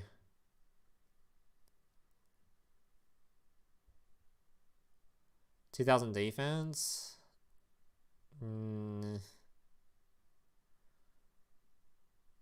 Is there a strong Drytron or Rika? Probably Rika. Isn't Rika just the plant stuff? Plant stuff's really good in Master Duel. Not good in general. Though it's a much harder deck. Drytron's very straightforward. You can play at one, maybe. I feel like if you can't play your Summon Skull, which you're probably going to be playing in this deck, then you'd play this, but we can just dump Summon Skull for this skill if you want to use this. I don't really see a whole point of this. I guess if you want to not dump Summon Skull because you want to keep it for future, I don't know, just want to draw it normally or something just for summoning it, then you can just use this thing as the thing you dump. Yeah, you can probably get away with playing this at 1 for your skill if you don't want to dump your Summon Skull, because dumping Summon Skull does feel pretty bad. Especially if you do plan to just use it as tribute fodder for your big guy. So maybe you just play 1 of this for if you're playing this skill. If you're playing this skill, you definitely don't need it, I don't think. Oh, you can't dump someone's skill with the skill, can't you? Isn't it? Oh, 1600 less attack. Oh, so you have to use this for the skill. Oh, so this is your skill target. Okay. Yeah, okay, sure. So you need one of this if you plan to use this skill. I'm still not sure which skill's the best, though. I do like this skill a lot. But this one's literally, like, only really works if you have the flute. That's, like, the main use of it. Whereas this skill's just sort of good all round, just making level 5s. So this one's probably going to be the better skill overall. Alright. Clear Ice Dragon. Place one level 5 or lower dragon type monster from your graveyard on the bottom of the deck. Shuffle the 2 monsters from your opponent's graveyard into their deck. Graveyard hate, huh? That's a first for Rush Duel gameplay. Graveyard hate. I mean, that's fairly okay, because there's a lot of decks that like their graveyard right now. So there's obviously the Spellcaster deck that gains a bunch of Mr. Seven Throw Magician gains stats based on graveyard. So you can specifically get rid of certain types from grave. So it's okay. I'm pretty sure this is only being used though because there's a card up here that needs it. I think it's this thing or something. Yeah, this thing needs Clear Ice Dragon, so you might need it for that. The actual 1600 stat line is pretty shit, but Graveyard isn't the worst. And if this card is fantastic, I don't know yet, but if this card's really good, then maybe this card will see some play. Not the worst effect of all time, but yeah, if we're forced to play this card, at least it has a usable effect, I guess. But definitely not the greatest, because most level 6 in the game are able to really do stuff, and this one doesn't really do a whole lot. But you probably need to run it because of the, if you want to play this new boss monster, so at least it's a usable effect. Burning Blaze Dragon, I assume this is the other one. It is. Alright. Place one level 5 or lower dragon type monster from your graveyard on the bottom of the deck. Destroy all face-up field spell cards. We don't have any field spell cards that are being... Do we have any? I don't remember any field spells yet.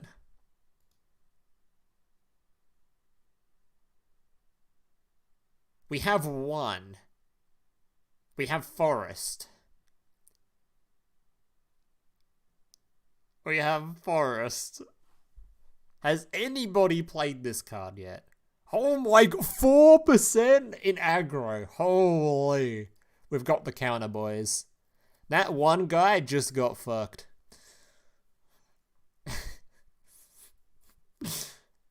Okay.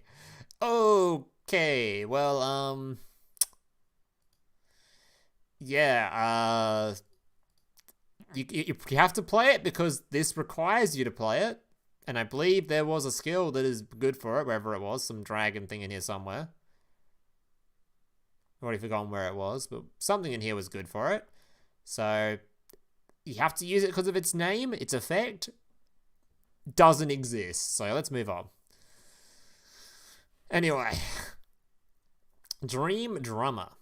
Shuffle one psychic monster from your graveyard into the deck. Shuffle one monster from your opponent's graveyard into their deck. Then if you have a face-up Gnaw monster on your field, you can gain 500 life points.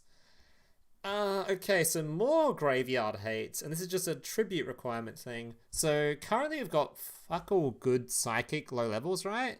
And the main skill we use is all about, has like restrictions that forces you into stuff, right?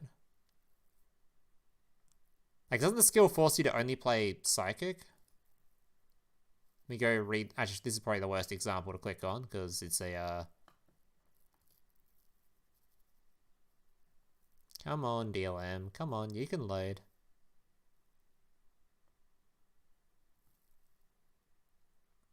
Hello, DLM. There we go.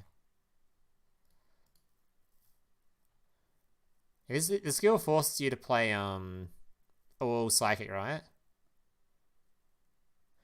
It's going to be used if the only monsters in your deck are psychic type monsters. Yeah, so it has to be psychic. So currently there's not a whole lot of good ones. So you're forced to play things like the cards that don't really do a whole lot. So I guess this is now a good replacement for those cards that don't really do a whole lot because it actually does something. So there you go. I got a new psychic monster that actually does something. They don't just sit there and do absolutely jack shit. So cool, I guess. Still not the greatest, but yeah, whatever. It'll do. Oh, so it adds a bit of recursion to your own deck, so you can get back some of your boss monsters that are important. Kind of good.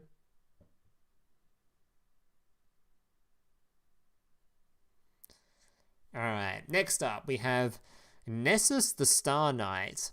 A man who carries the power of an evil star. He respects Ecclesis, the Star Knight, as his teacher and mentor. 1500 attack, level 4 Fiend. So this is our generic Fiend monster that's level 4. So this will work with your skill that has the requirements of... These are the only monsters with 1400 more attack in your deck are Fiend type, so it works with your... this one, and... works with this one as well. So this is your Fiend type for the archetype. Very simple card though.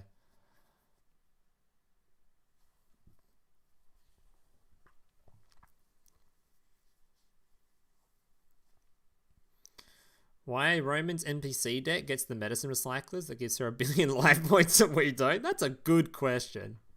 Good question. And make sure to write a nice little email to Konami asking them about it, please.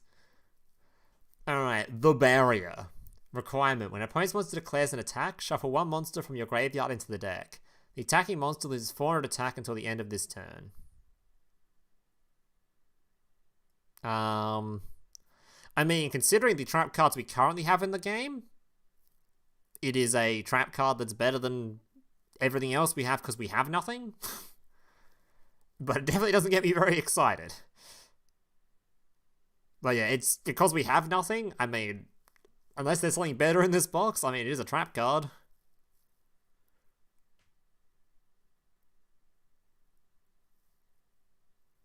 Better than the current one? True, no requirement on it.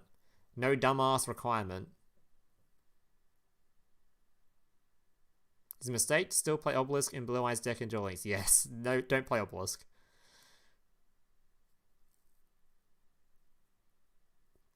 This is a better than Phantom Bind, so it'll be a staple, 3 of in every deck. Not true.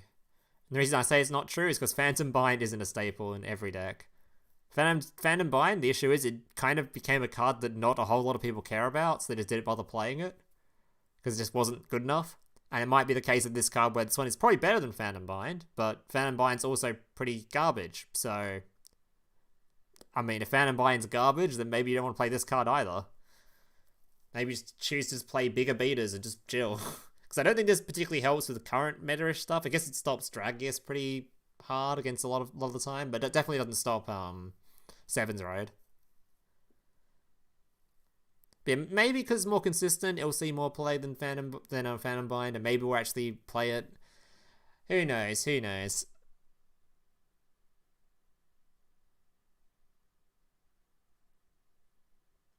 Phantom Bind did nothing to make all the non-power decks that play pure types worse and don't touch the... I don't know. Yeah, I don't know. Not looking... I'm hoping the other trap cards in here are better. I'm hoping. Alright. Am I tripping? The cardboard is different. Yeah, this is Rush Duel, Fluffy. It's different. It's different game mode inside of Duel Links. Alright, the all-seeing white tiger. A proud ruler of the jungle that some fears and others respect. Holy, 1300? God damn. Yeah, so this card we don't really care about. This is obviously meant for the Beast archetype, which isn't really a deck in the game right now. So unless there's some, like, Giga Beast card up here or something that we haven't gone through yet, there's nothing here yet. This is like setting up for future Beast support. This is what this card is. We don't have anything for it yet, so don't care. What the hell is this thing? Pack up... What the hell have you pronounced this? Pack up Akachu. It sounds like his name is like a sneeze. Bro, look at the name... Hello? The name is Pack Rat. Why have they got a stupid name instead? Just use the other one. Bro, why have we got two different names here and one's actually readable? Anyway, if you... we actually read the card now. If you have no other monsters on your field, place one Beast-type monster from your graveyard on the bottom of the deck. Add one Beast-type null monster from your graveyard to your hand. Hey, this is actually pretty good. Wait, this card's actually pretty good. Wait a minute. Wait, maybe there is actually some life in Beast after all. Was there any generic Beast cards that people are currently playing as tribute fodder? There is, right? The wolf isn't the wolf a beast? This guy's a beast, right? This guy can add back the wolf. This might actually see some play in decks just because it just gives you more tribute fodder, right?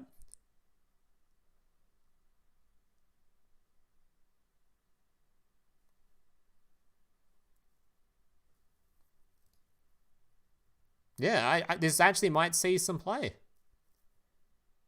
It requires two beasts engraved. Yeah, but like, if you think about decks that just having cards in there for tribute fodder, this just becomes like a like Curibot. It's the same sort of thing. Later in the game, this card becomes two cards, just like Curibot becomes two cards later in the game. It's the same sort of premise. If you've already used just some beasts like this dude later in the game, this card becomes pretty goddamn good. The only issue is, like, it is two beasts, but, like, I think it might see some play somewhere. People might even start playing, like, just random-ass extra beast monsters just for tribute fodder. Hey, this guy's a beast? Maybe we'll play this dude? Oh, this is the beast boss. Oh, this is the boss monster for the day. Okay, we'll check out that card in a second. We'll see it, we'll see it. It's more of a, like, it could see play sort of thing than it will see play, but, it could. It's definitely not a bad card, that's what I'm saying. We'll see how, what it could be used in. Anyway. Fire Yaru. A malevolent creature wrapped in flames that attacks enemies with intense fire. And this is a Pyro, so another level 4 Pyro monster for your... for your noodle deck, I guess. To go with, the Flavor Inspector. Why is this? I guess one has 1,000 defense. Okay, well, cool. Not much to say about this one. It's just kind of that face, though. It's a bit a little bit creepy.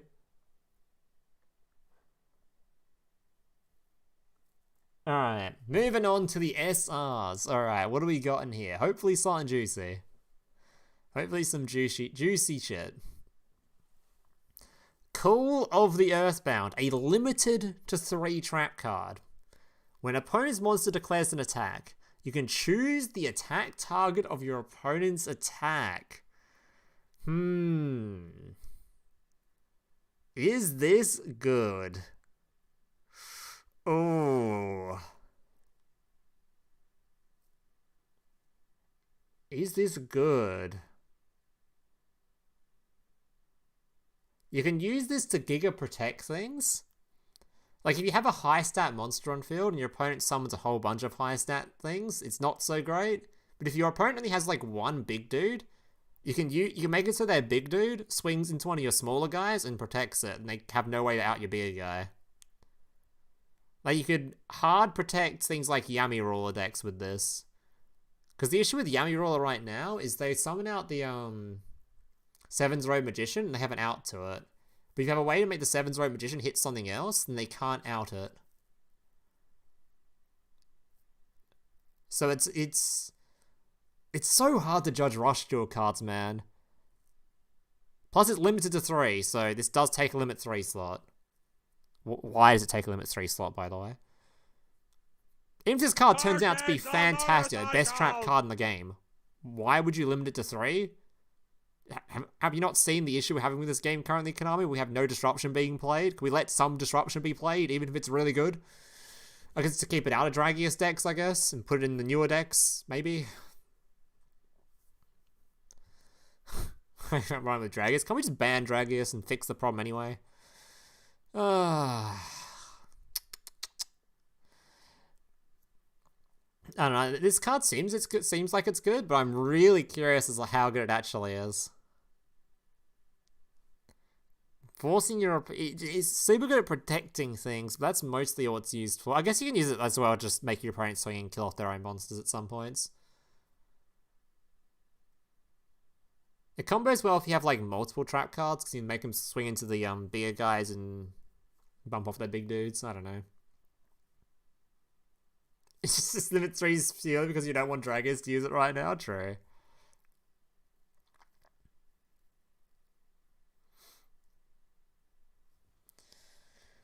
Alright. Well, I'm not sure about this card. I'm going to have to wait to see play with it myself, get a good feel for how good it is. On first glance, it seems like it's like, because we've got absolutely nothing, sure, maybe it's good.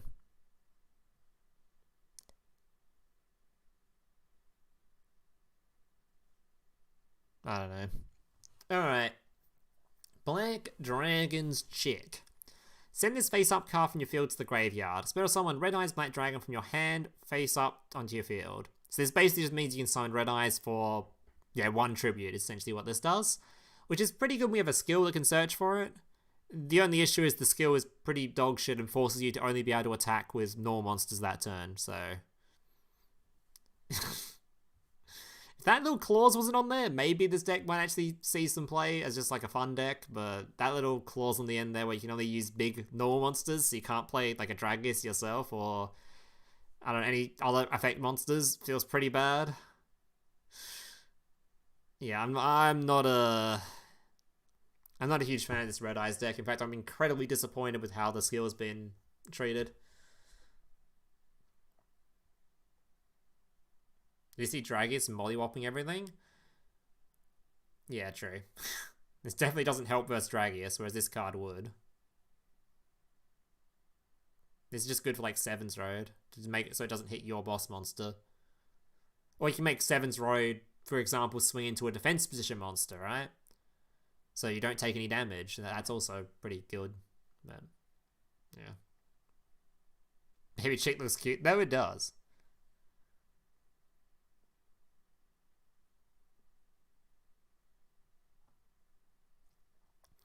Anyway, yeah, I'm not super fan of the Red Eyes deck. I wish it was good, and I wish Konami treated it so there would be like a guaranteed top tier meta deck off the bat, but I don't think it will be, and I don't think this is going to be that great.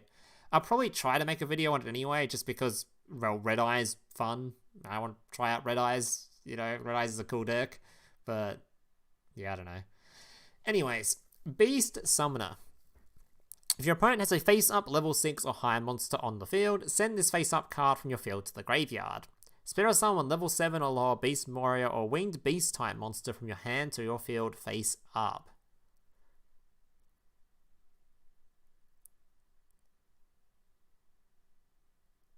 Okay, I mean, that's pretty decent. Just summoning your big dude without having to worry about tribute fodder. That's pretty good. This works really well with the Winged Beast deck we currently got in the game, right? Yeah, Vault Condor support. Yeah, this is pretty good. Especially considering Vault Condor currently has like a bit of an issue where it does a lot of discarding, so you run out of value fairly quickly. So having something that means you don't have to do as much tribute summoning is pretty nice. So yeah, this will probably see some play in Vault Condor.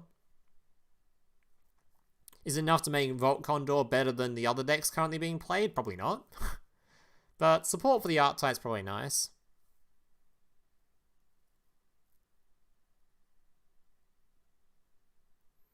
Why is there someone in my chat typing weird things? You okay, Mr. Sir? I'm just gonna ban you, I reckon.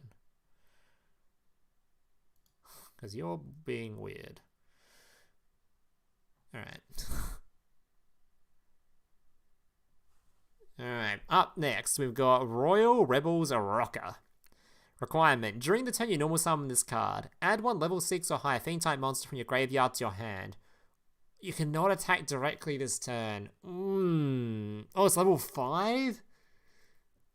You cannot attack directly this turn.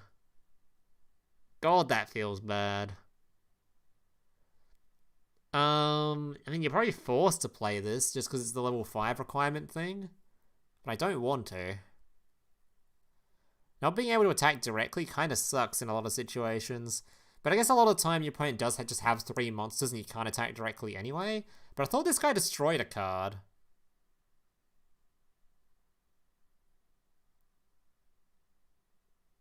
It does destroy a card. I don't know. Not attacking directly does kind of hurt a lot.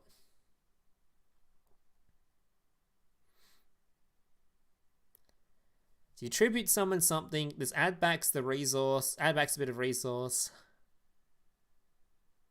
It only adds back high level monsters too, so you can't like summon a low level fiend, tribute off the low level fiend, then add back that card so you don't lose any value. It just kind of recurs the big guy.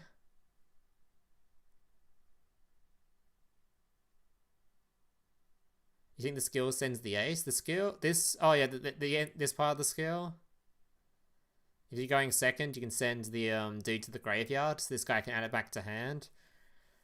I guess that's true. This does make it sort of searchable, but only if you're going second.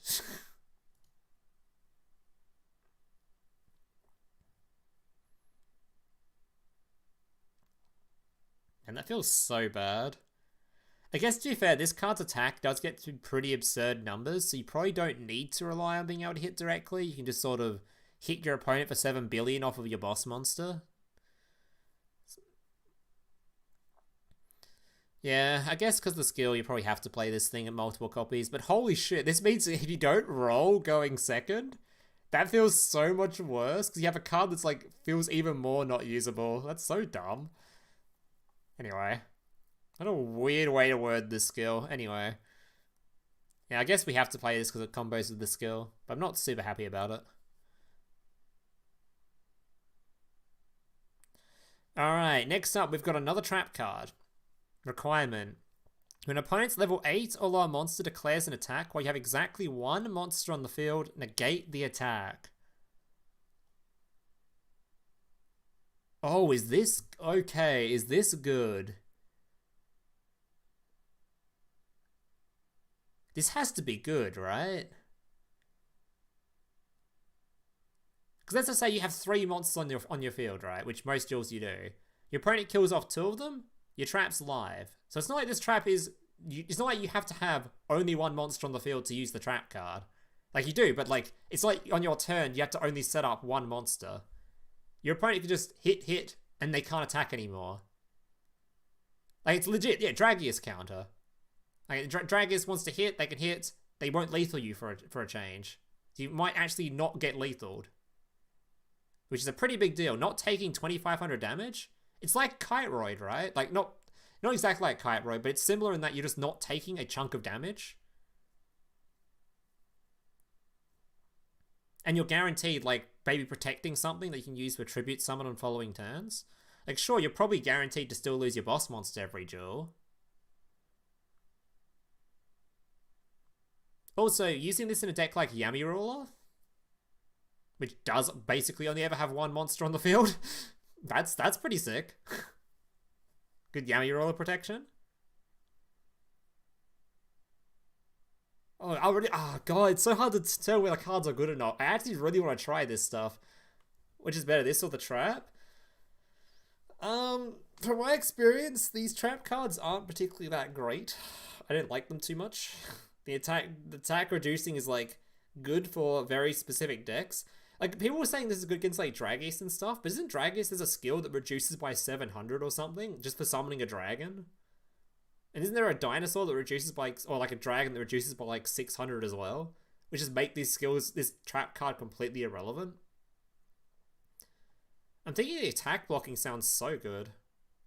Especially if the entire goal is just to not die, so then you just kill your opponent in the follow-up. I really want to try this card. I'm really liking the look of it. Does it negate Dragius' second attack as well?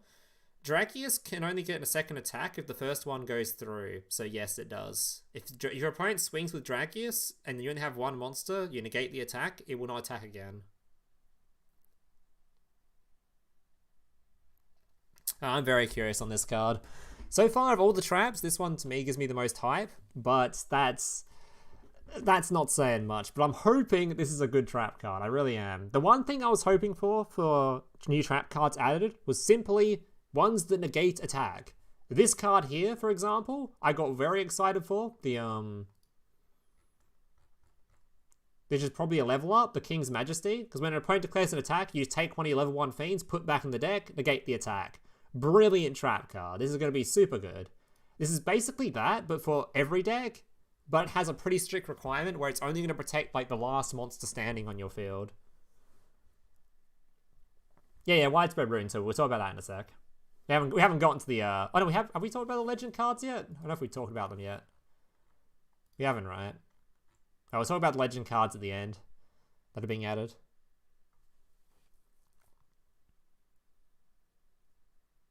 I can't see Royal Rebel ending on a bunch of monsters. I'll probably see that too. True. Yeah, I'd like to give this card a try. I'm very curious on how good this will be. Very curious. Seems pretty good to me, but we have to wait and see.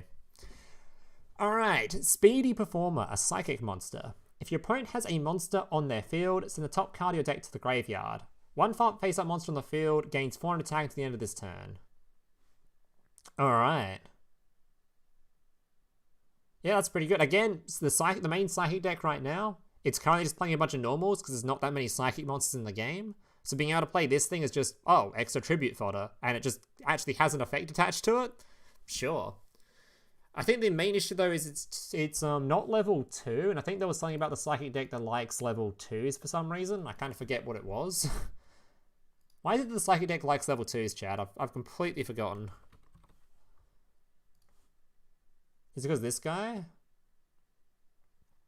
Oh no, because the level 6 adds back level 2s, right? It's because of you. Yeah, it's because of this one. So this card isn't a level 2, which is a bit of a downside.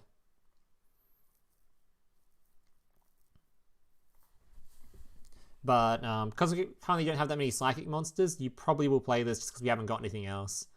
So a nice little attack booster just when you're using it as tribute fodder anyway, so sure. Probably going to see some play in psychic. If we've got nothing else.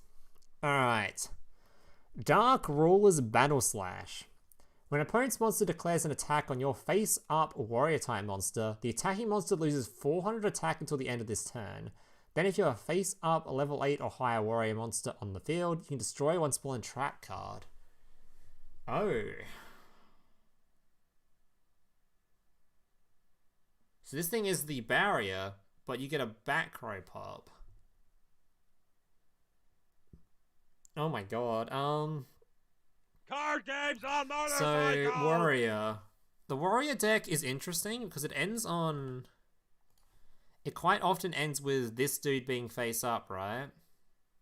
Who's 1600. So an extra 400 on him makes him 2k. Does that really benefit anything more than currently? Not really. The back row only affects when level 8s are on the field, so these two.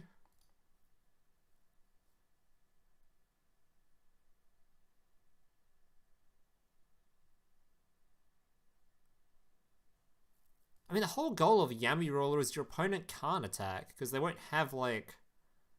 Because you're locking them, right? Most of the time?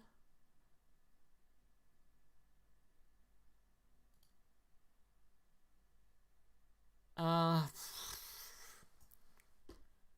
400...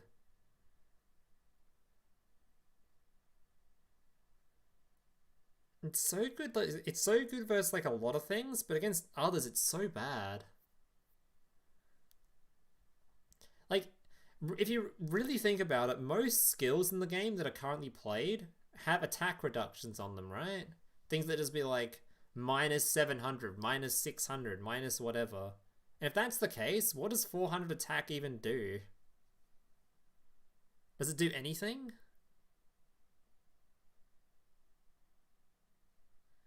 Minusing 400 attack seems like it just doesn't do anything when every deck has attack, every skill is attack reducing. And like stat reducing.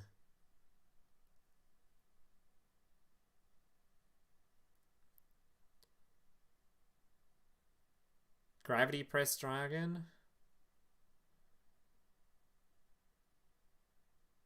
The back removal is nice. The back removal is also not that really great either, because if you think about it, the only time it works is after you've gotten a level 8 on the field. If you have your level 8 on the field, they're probably not attacking on that turn, as that's the whole point of Yami Roller, is to delay the turn. So I don't see that being super great either, because the turn will pass back to you and you still haven't used it yet. So the back row's still active. It doesn't particularly help Yami Roller. I don't know. I'm very sus of these trap cards. I think it's probably enough to maybe see some play just because we have absolutely fuck all else. But man, I just wish we had more negate attack style cards. They're so much better. Like, I'd honestly debate whether or not using this card over this one. This one seems just, I don't know. Maybe I'm just super, like, super pessimistic on cards, but I don't know. Yeah, I guess there's a bunch of warriors that have low stat lines, so it helps you compete with, like, the 1400, the, like, 1500 stat cards, I guess.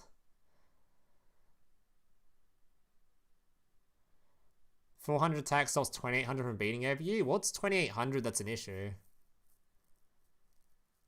I mean, to be fair, next, the things that out Yami Roller are things like, Seven's Road, and Seven's Road gets over 2800 every time. When does Seven's Road not get over 2800? So it doesn't really help versus Seven's Road.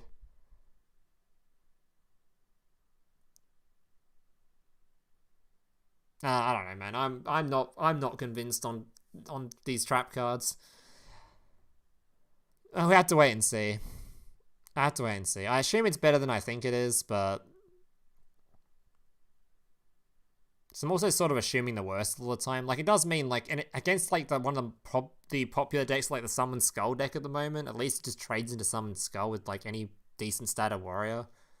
Which you don't have that many decent statted warriors. I don't know. Moving on, let's talk about something else. I'm losing it. Alright, Gift Arist. Okay. Send the top card of your deck to the graveyard. This card gains attack equal to the number of other face-up side-type monsters in the field times 400 until the end of the turn. Okay, another big stat, level 7. So this is going to be used in Psychic, and it's probably going to replace the Burn one. I think I'd prefer this card over the Burn one. And the Burn one currently sees play, right? Yeah, it sees play currently. So I think I prefer this over the Burn one.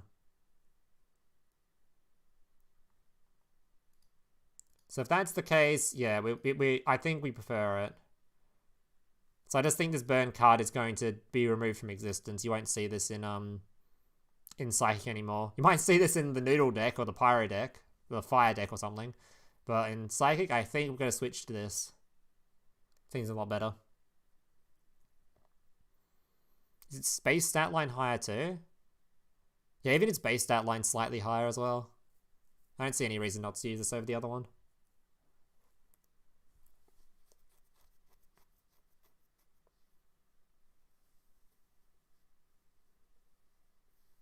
$3,600 attack. Yeah, this thing does get pretty goddamn big. This thing gets a shit ton of attack on its own, and then of course you have this dude on the field as well. Holy. That's gonna be a real big field.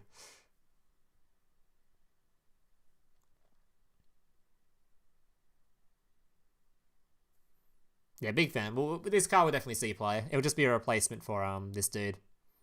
It's just a much better card. Much better card. Alright, so Psychic's looking pretty, like it's coming out pretty good so far from this this new stuff. It's got a lot of just replacements for their shitty monsters with slight upgrades to better ones. And potentially you can play some back row too. So it could be fun. Alright, Piercing the Samurai. If you have 3 face-up monsters on the field, send the top card of your deck to the graveyard. Choose 1 face-up warrior-type monster on your field. If it attacks a defense position monster this turn, inflict piercing battle damage. Oh. Ooh. Piercing battle damage in a deck that currently plays Pierce. So does that mean we don't need Pierce anymore? I think Yami Rules isn't on here anymore. Who even plays this deck? Yeah, it 100% plays Pierce currently, right? Everyone's playing it. Pierce is like 100% needed in this deck. Yeah, everyone's playing Pierce. So we've now got Piercing for a deck that currently likes piercing damage. So that's a scary thing to have. We can cut Pierce for a monster now. And Pierce is currently a brick in the deck. You brick quite often from Pierce. So this thing just gets rid of Pierce, replaces it with a monster that gives you Pierce, and it's tributable. That's very good. Very, very, very, very good. Yes, yes, yes. I want a million of this in my deck. Yes, please. That's fantastic support for Yami Roller. That's the support I'm talking about, not this fucking thing. This thing's actually fantastic. I'll definitely probably try this out, but I'm way more excited for this thing. This is removing Pierce from the deck. Also makes Yami Roller a lot cheaper because you don't need Pierce anymore. So that's pretty good. No shot they get the shut up, Fluffy.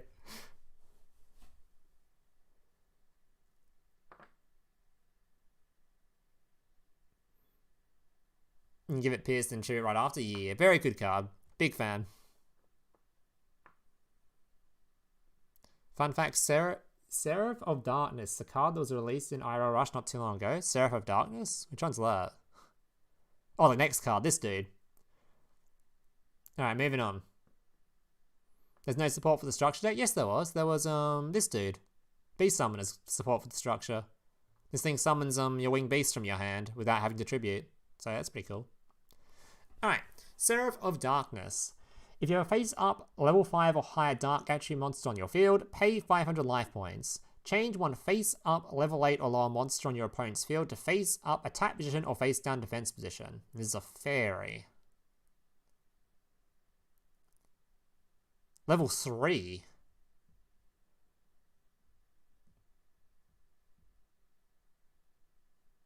Ooh, a level 3. This guy's just better than the one we already currently use, right? Because currently a lot of people are using this guy as fodder because a lot of the skills have annoying requirements on it for level 4s. This guy's just better than that, right? If you're playing a dark deck, of course.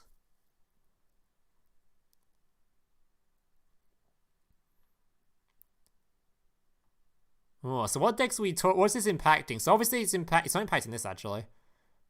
What dark decks exist this is impacting right now that can currently play this? Yeah, right, Yami Rule is dark, isn't it? That whole deck's dark, and the only requirement was for 1400 or over. So this can be played in Yami Ruler, can't it? I think Yami Ruler could play this, if I remember. Oh no, don't want to click that. God damn it! I just wanted to check the Yami Ruler skill.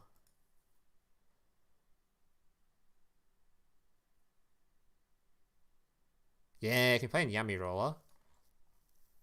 Where else can we play this, chat?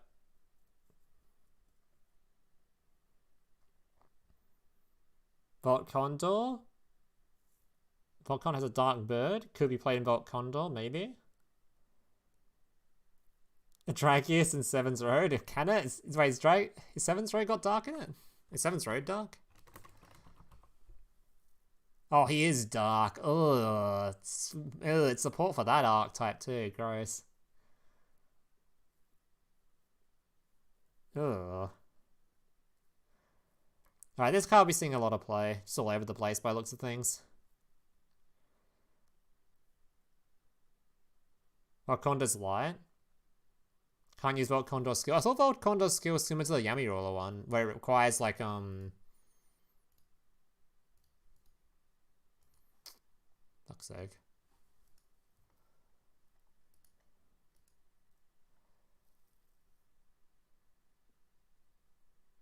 No, you can use it with this skill. The skill is only locking you to the only locks is on things with more than 1400 attack. This thing only has 1000. So you can use it in that.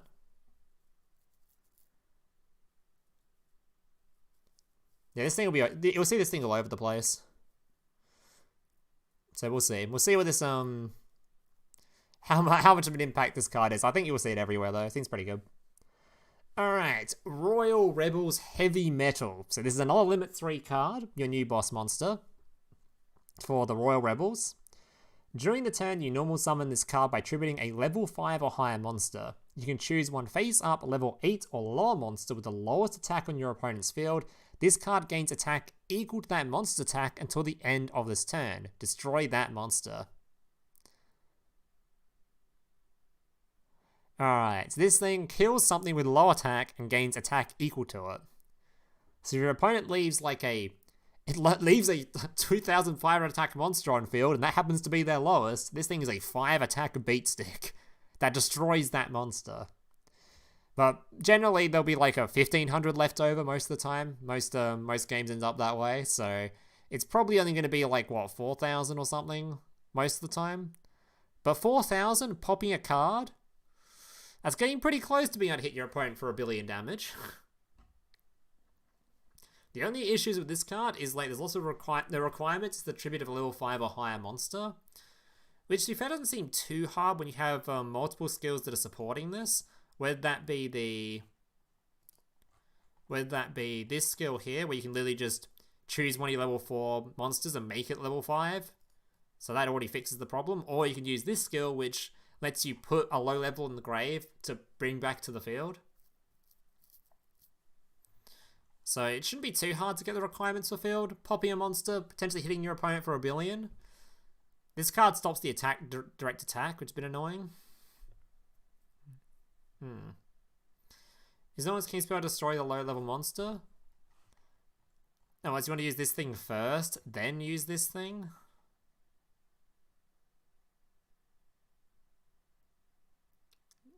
I mean, I guess. Yeah, I guess that sort of works. Yeah, I guess that works. That does give you more of a reason to use this. Destroy the low level with this, then this thing gets more attack by destroying the high level, I guess. Bruce Lee rat. Giga Chad Fluffy, what do you mean? Where's he at? I've already lost this. Where's that dumb rat at? This one. Hell yeah.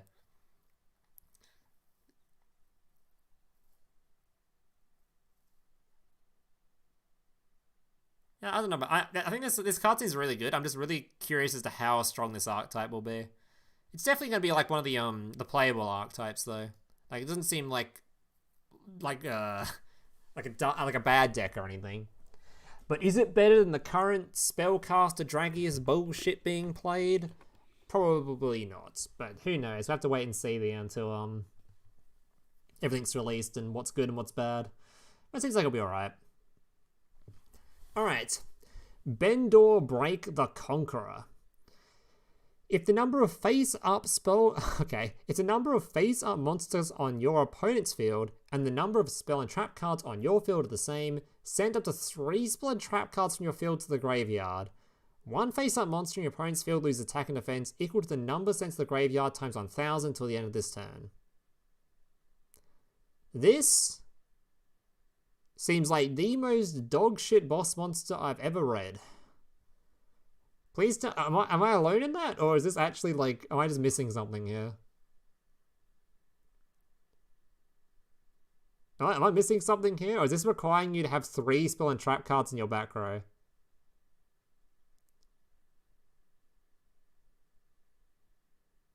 Like, am I required to use back row, which we already don't have much of, to brick the shit out of my hand so I have nothing to use for tribute summoning?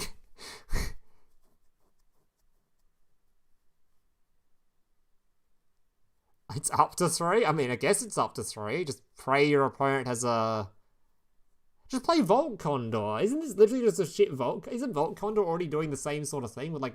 But it's just gaining 1,000? Or is Vault Condor... If Vault Condor reduces like by attribute, right? By 1,000? Just play Vault Condor, bro. And it sends them to the grave like you're just losing the cards. The mouse is better? True. Nah, I'm not even going to attempt to make a video on this. There'll be some gear chat out there that proves me wrong and proves this card's the best card in the game, and I really hope they do. But I don't think I'll personally be trying it because it seems really bad to me. Like, really bad.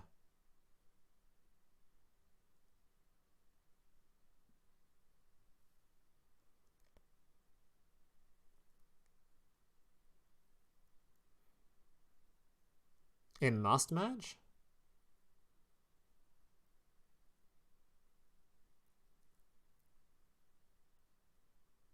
Oh my god, it must match too. You can't even mismatch. Oh god, everything about it just pisses me off. No, I don't like this card. Moving on. Ancient Arise Dragon. Okay, so in the top card of your deck to the graveyard, this card gains 600 attack until the end of this turn. If you have Clear Ice Dragon and Burning Blaze Dragon in your graveyard, you can also shuffle both into the deck. And if you do, you can destroy one face-up monster with 1500 or less defense on your opponent's field. Alright, the moment of truth, boys. The moment of truth. Does this dumbass have 1500 defense? Oh my god, he does. It's a nut right there. Holy, it's a nut. Okay. So what the hell is with this? This card can remove, and then actually it's like, it just hits your opponent in the goddamn dome. So what was the skill again that was good with this? There was some skill apparently that was good with this dude and the two the shitty dragons. Where was it?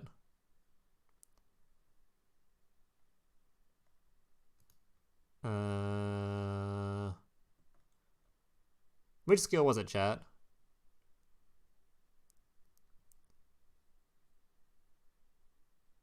Ancient Forces? Was this one?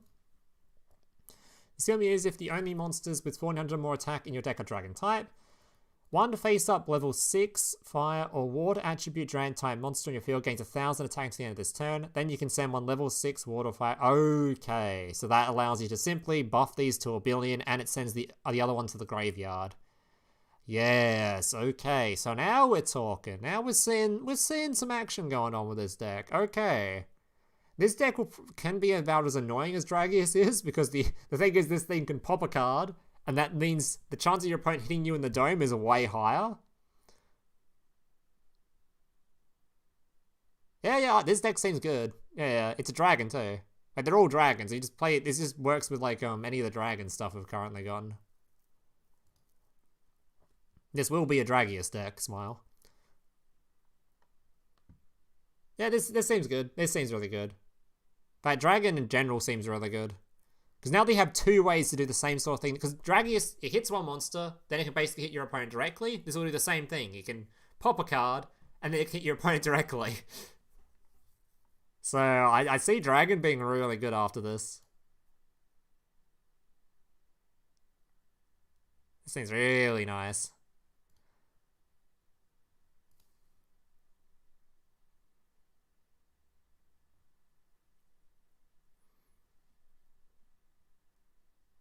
Yeah, well, this seems like really fucking strong. Very, very good. Also, it gives me more of a reason I want to play this card, by the way. Having destruction in the game means your field is very likely to get empty very quickly. Makes this card even better. Attack reducing isn't going to stop destruction. I'm liking this card even more. I'm really liking this card now. Alright, final card in the box. We've got Ghost Cyclone. Okay. You have no monsters on your field. Destroy one spell or trap card in your opponent's field. Then if you have 3 or less monsters in your graveyard, you can draw 1 card. So this is super good early. Going second, it's super good. What's the other popping one we've currently got?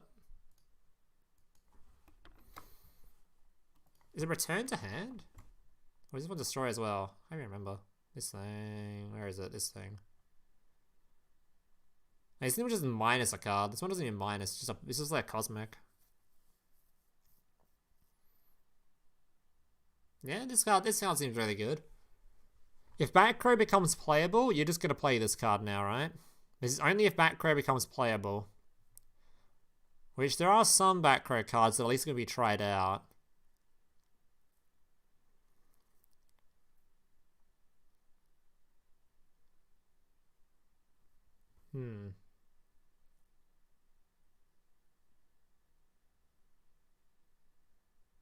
The dragon that pops the back row, true. Makes it less likely to want to have this thing.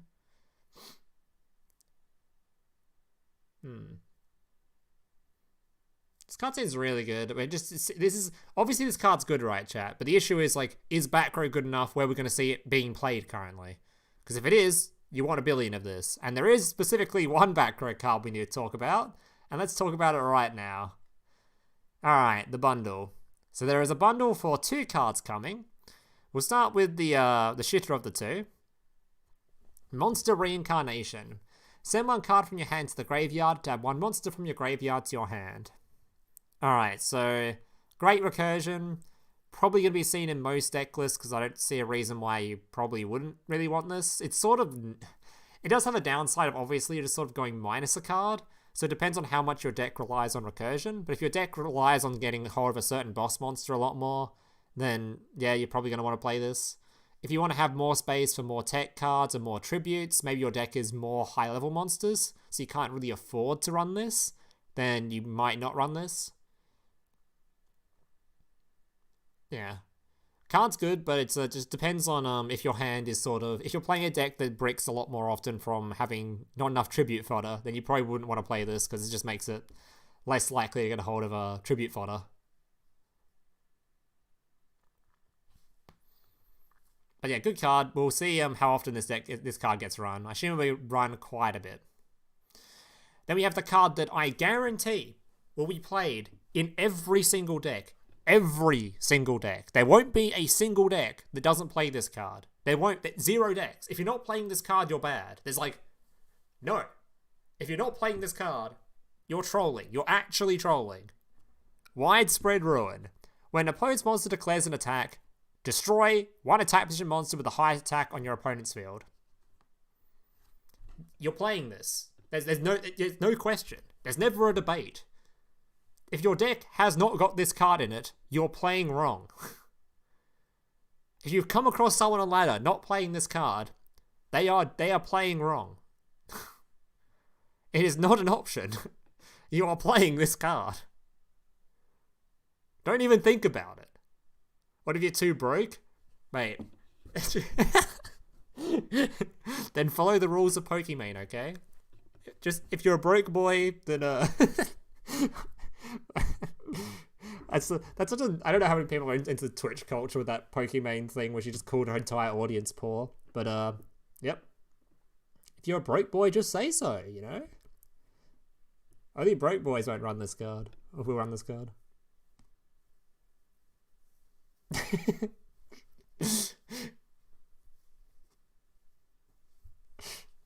Anyway. Yeah, this card's fantastic. So this card alone might make this thing see a lot more play. Because remember, you're drawing 5 cards in Rush Duel, so the chance of you hitting this thing on like turn 1 or turn 2 is pretty high. You're going to get this thing pretty early in most games. So this thing's probably going to see a lot more play. Especially if people start trying out some of this other stuff. I'm definitely going to be trying out this one a lot, I think. So 3 of this and a Widespread Ruin probably makes Cyclone a lot more warranted. It does also mean that if you're playing all this tech stuff, having space for tributes fodder is kind of difficult. So it might be a case of like you're choosing between playing like Cyclone or you're choosing to play back row. I don't know. Yeah, they're still fans of Pokemon. It's a bit weird. It's $7 a bag, bro. Just $7. You'll be playing Rush wrong.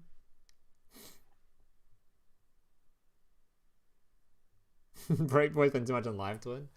Alright, so that's it for the box. What is the consensus, chat? What are you thinking?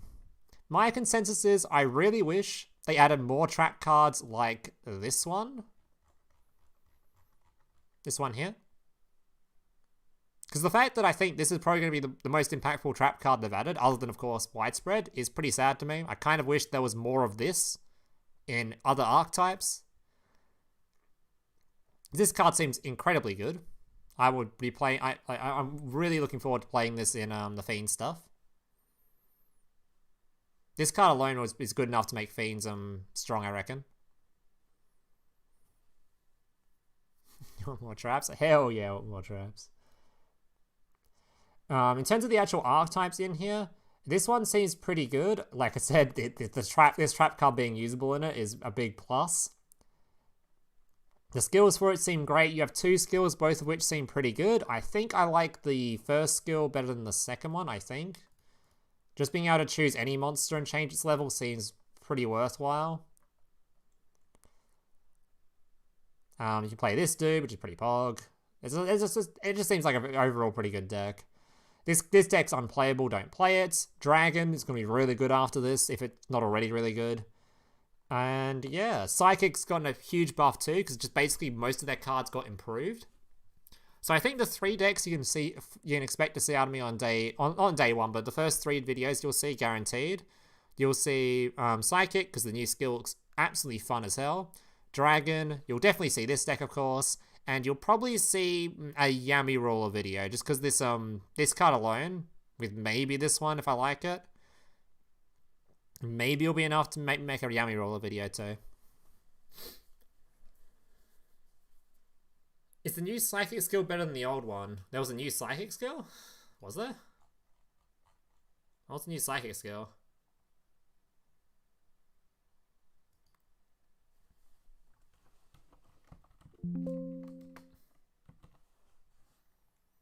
This one? At the beginning of the turn 4 and onward.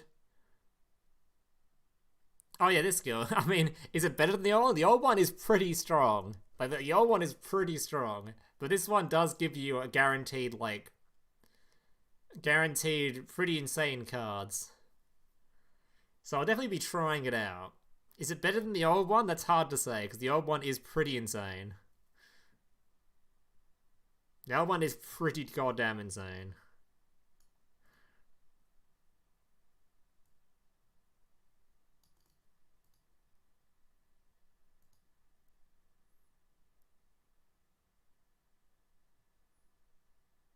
God, man. Bro, just read this card. Like, this is so good. You just have to have low life points. Surely we can get low enough to just pop your opponent's shit. That is so good. This skill is like... the lethals this skill can do is so insane. Yeah, this skill seems really good. We'll see. We'll see. We'll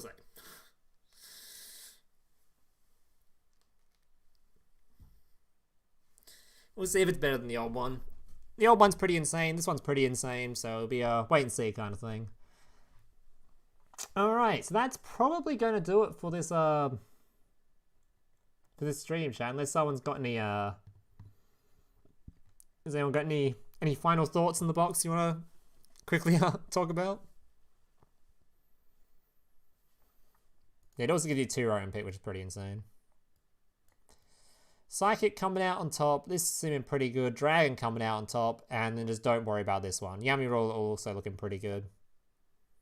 If you're playing Aqua, though, you got fucked on this box. You got no support for you. You play some of the generic traps, that's all you got. My thoughts on the box? Not what I just gave.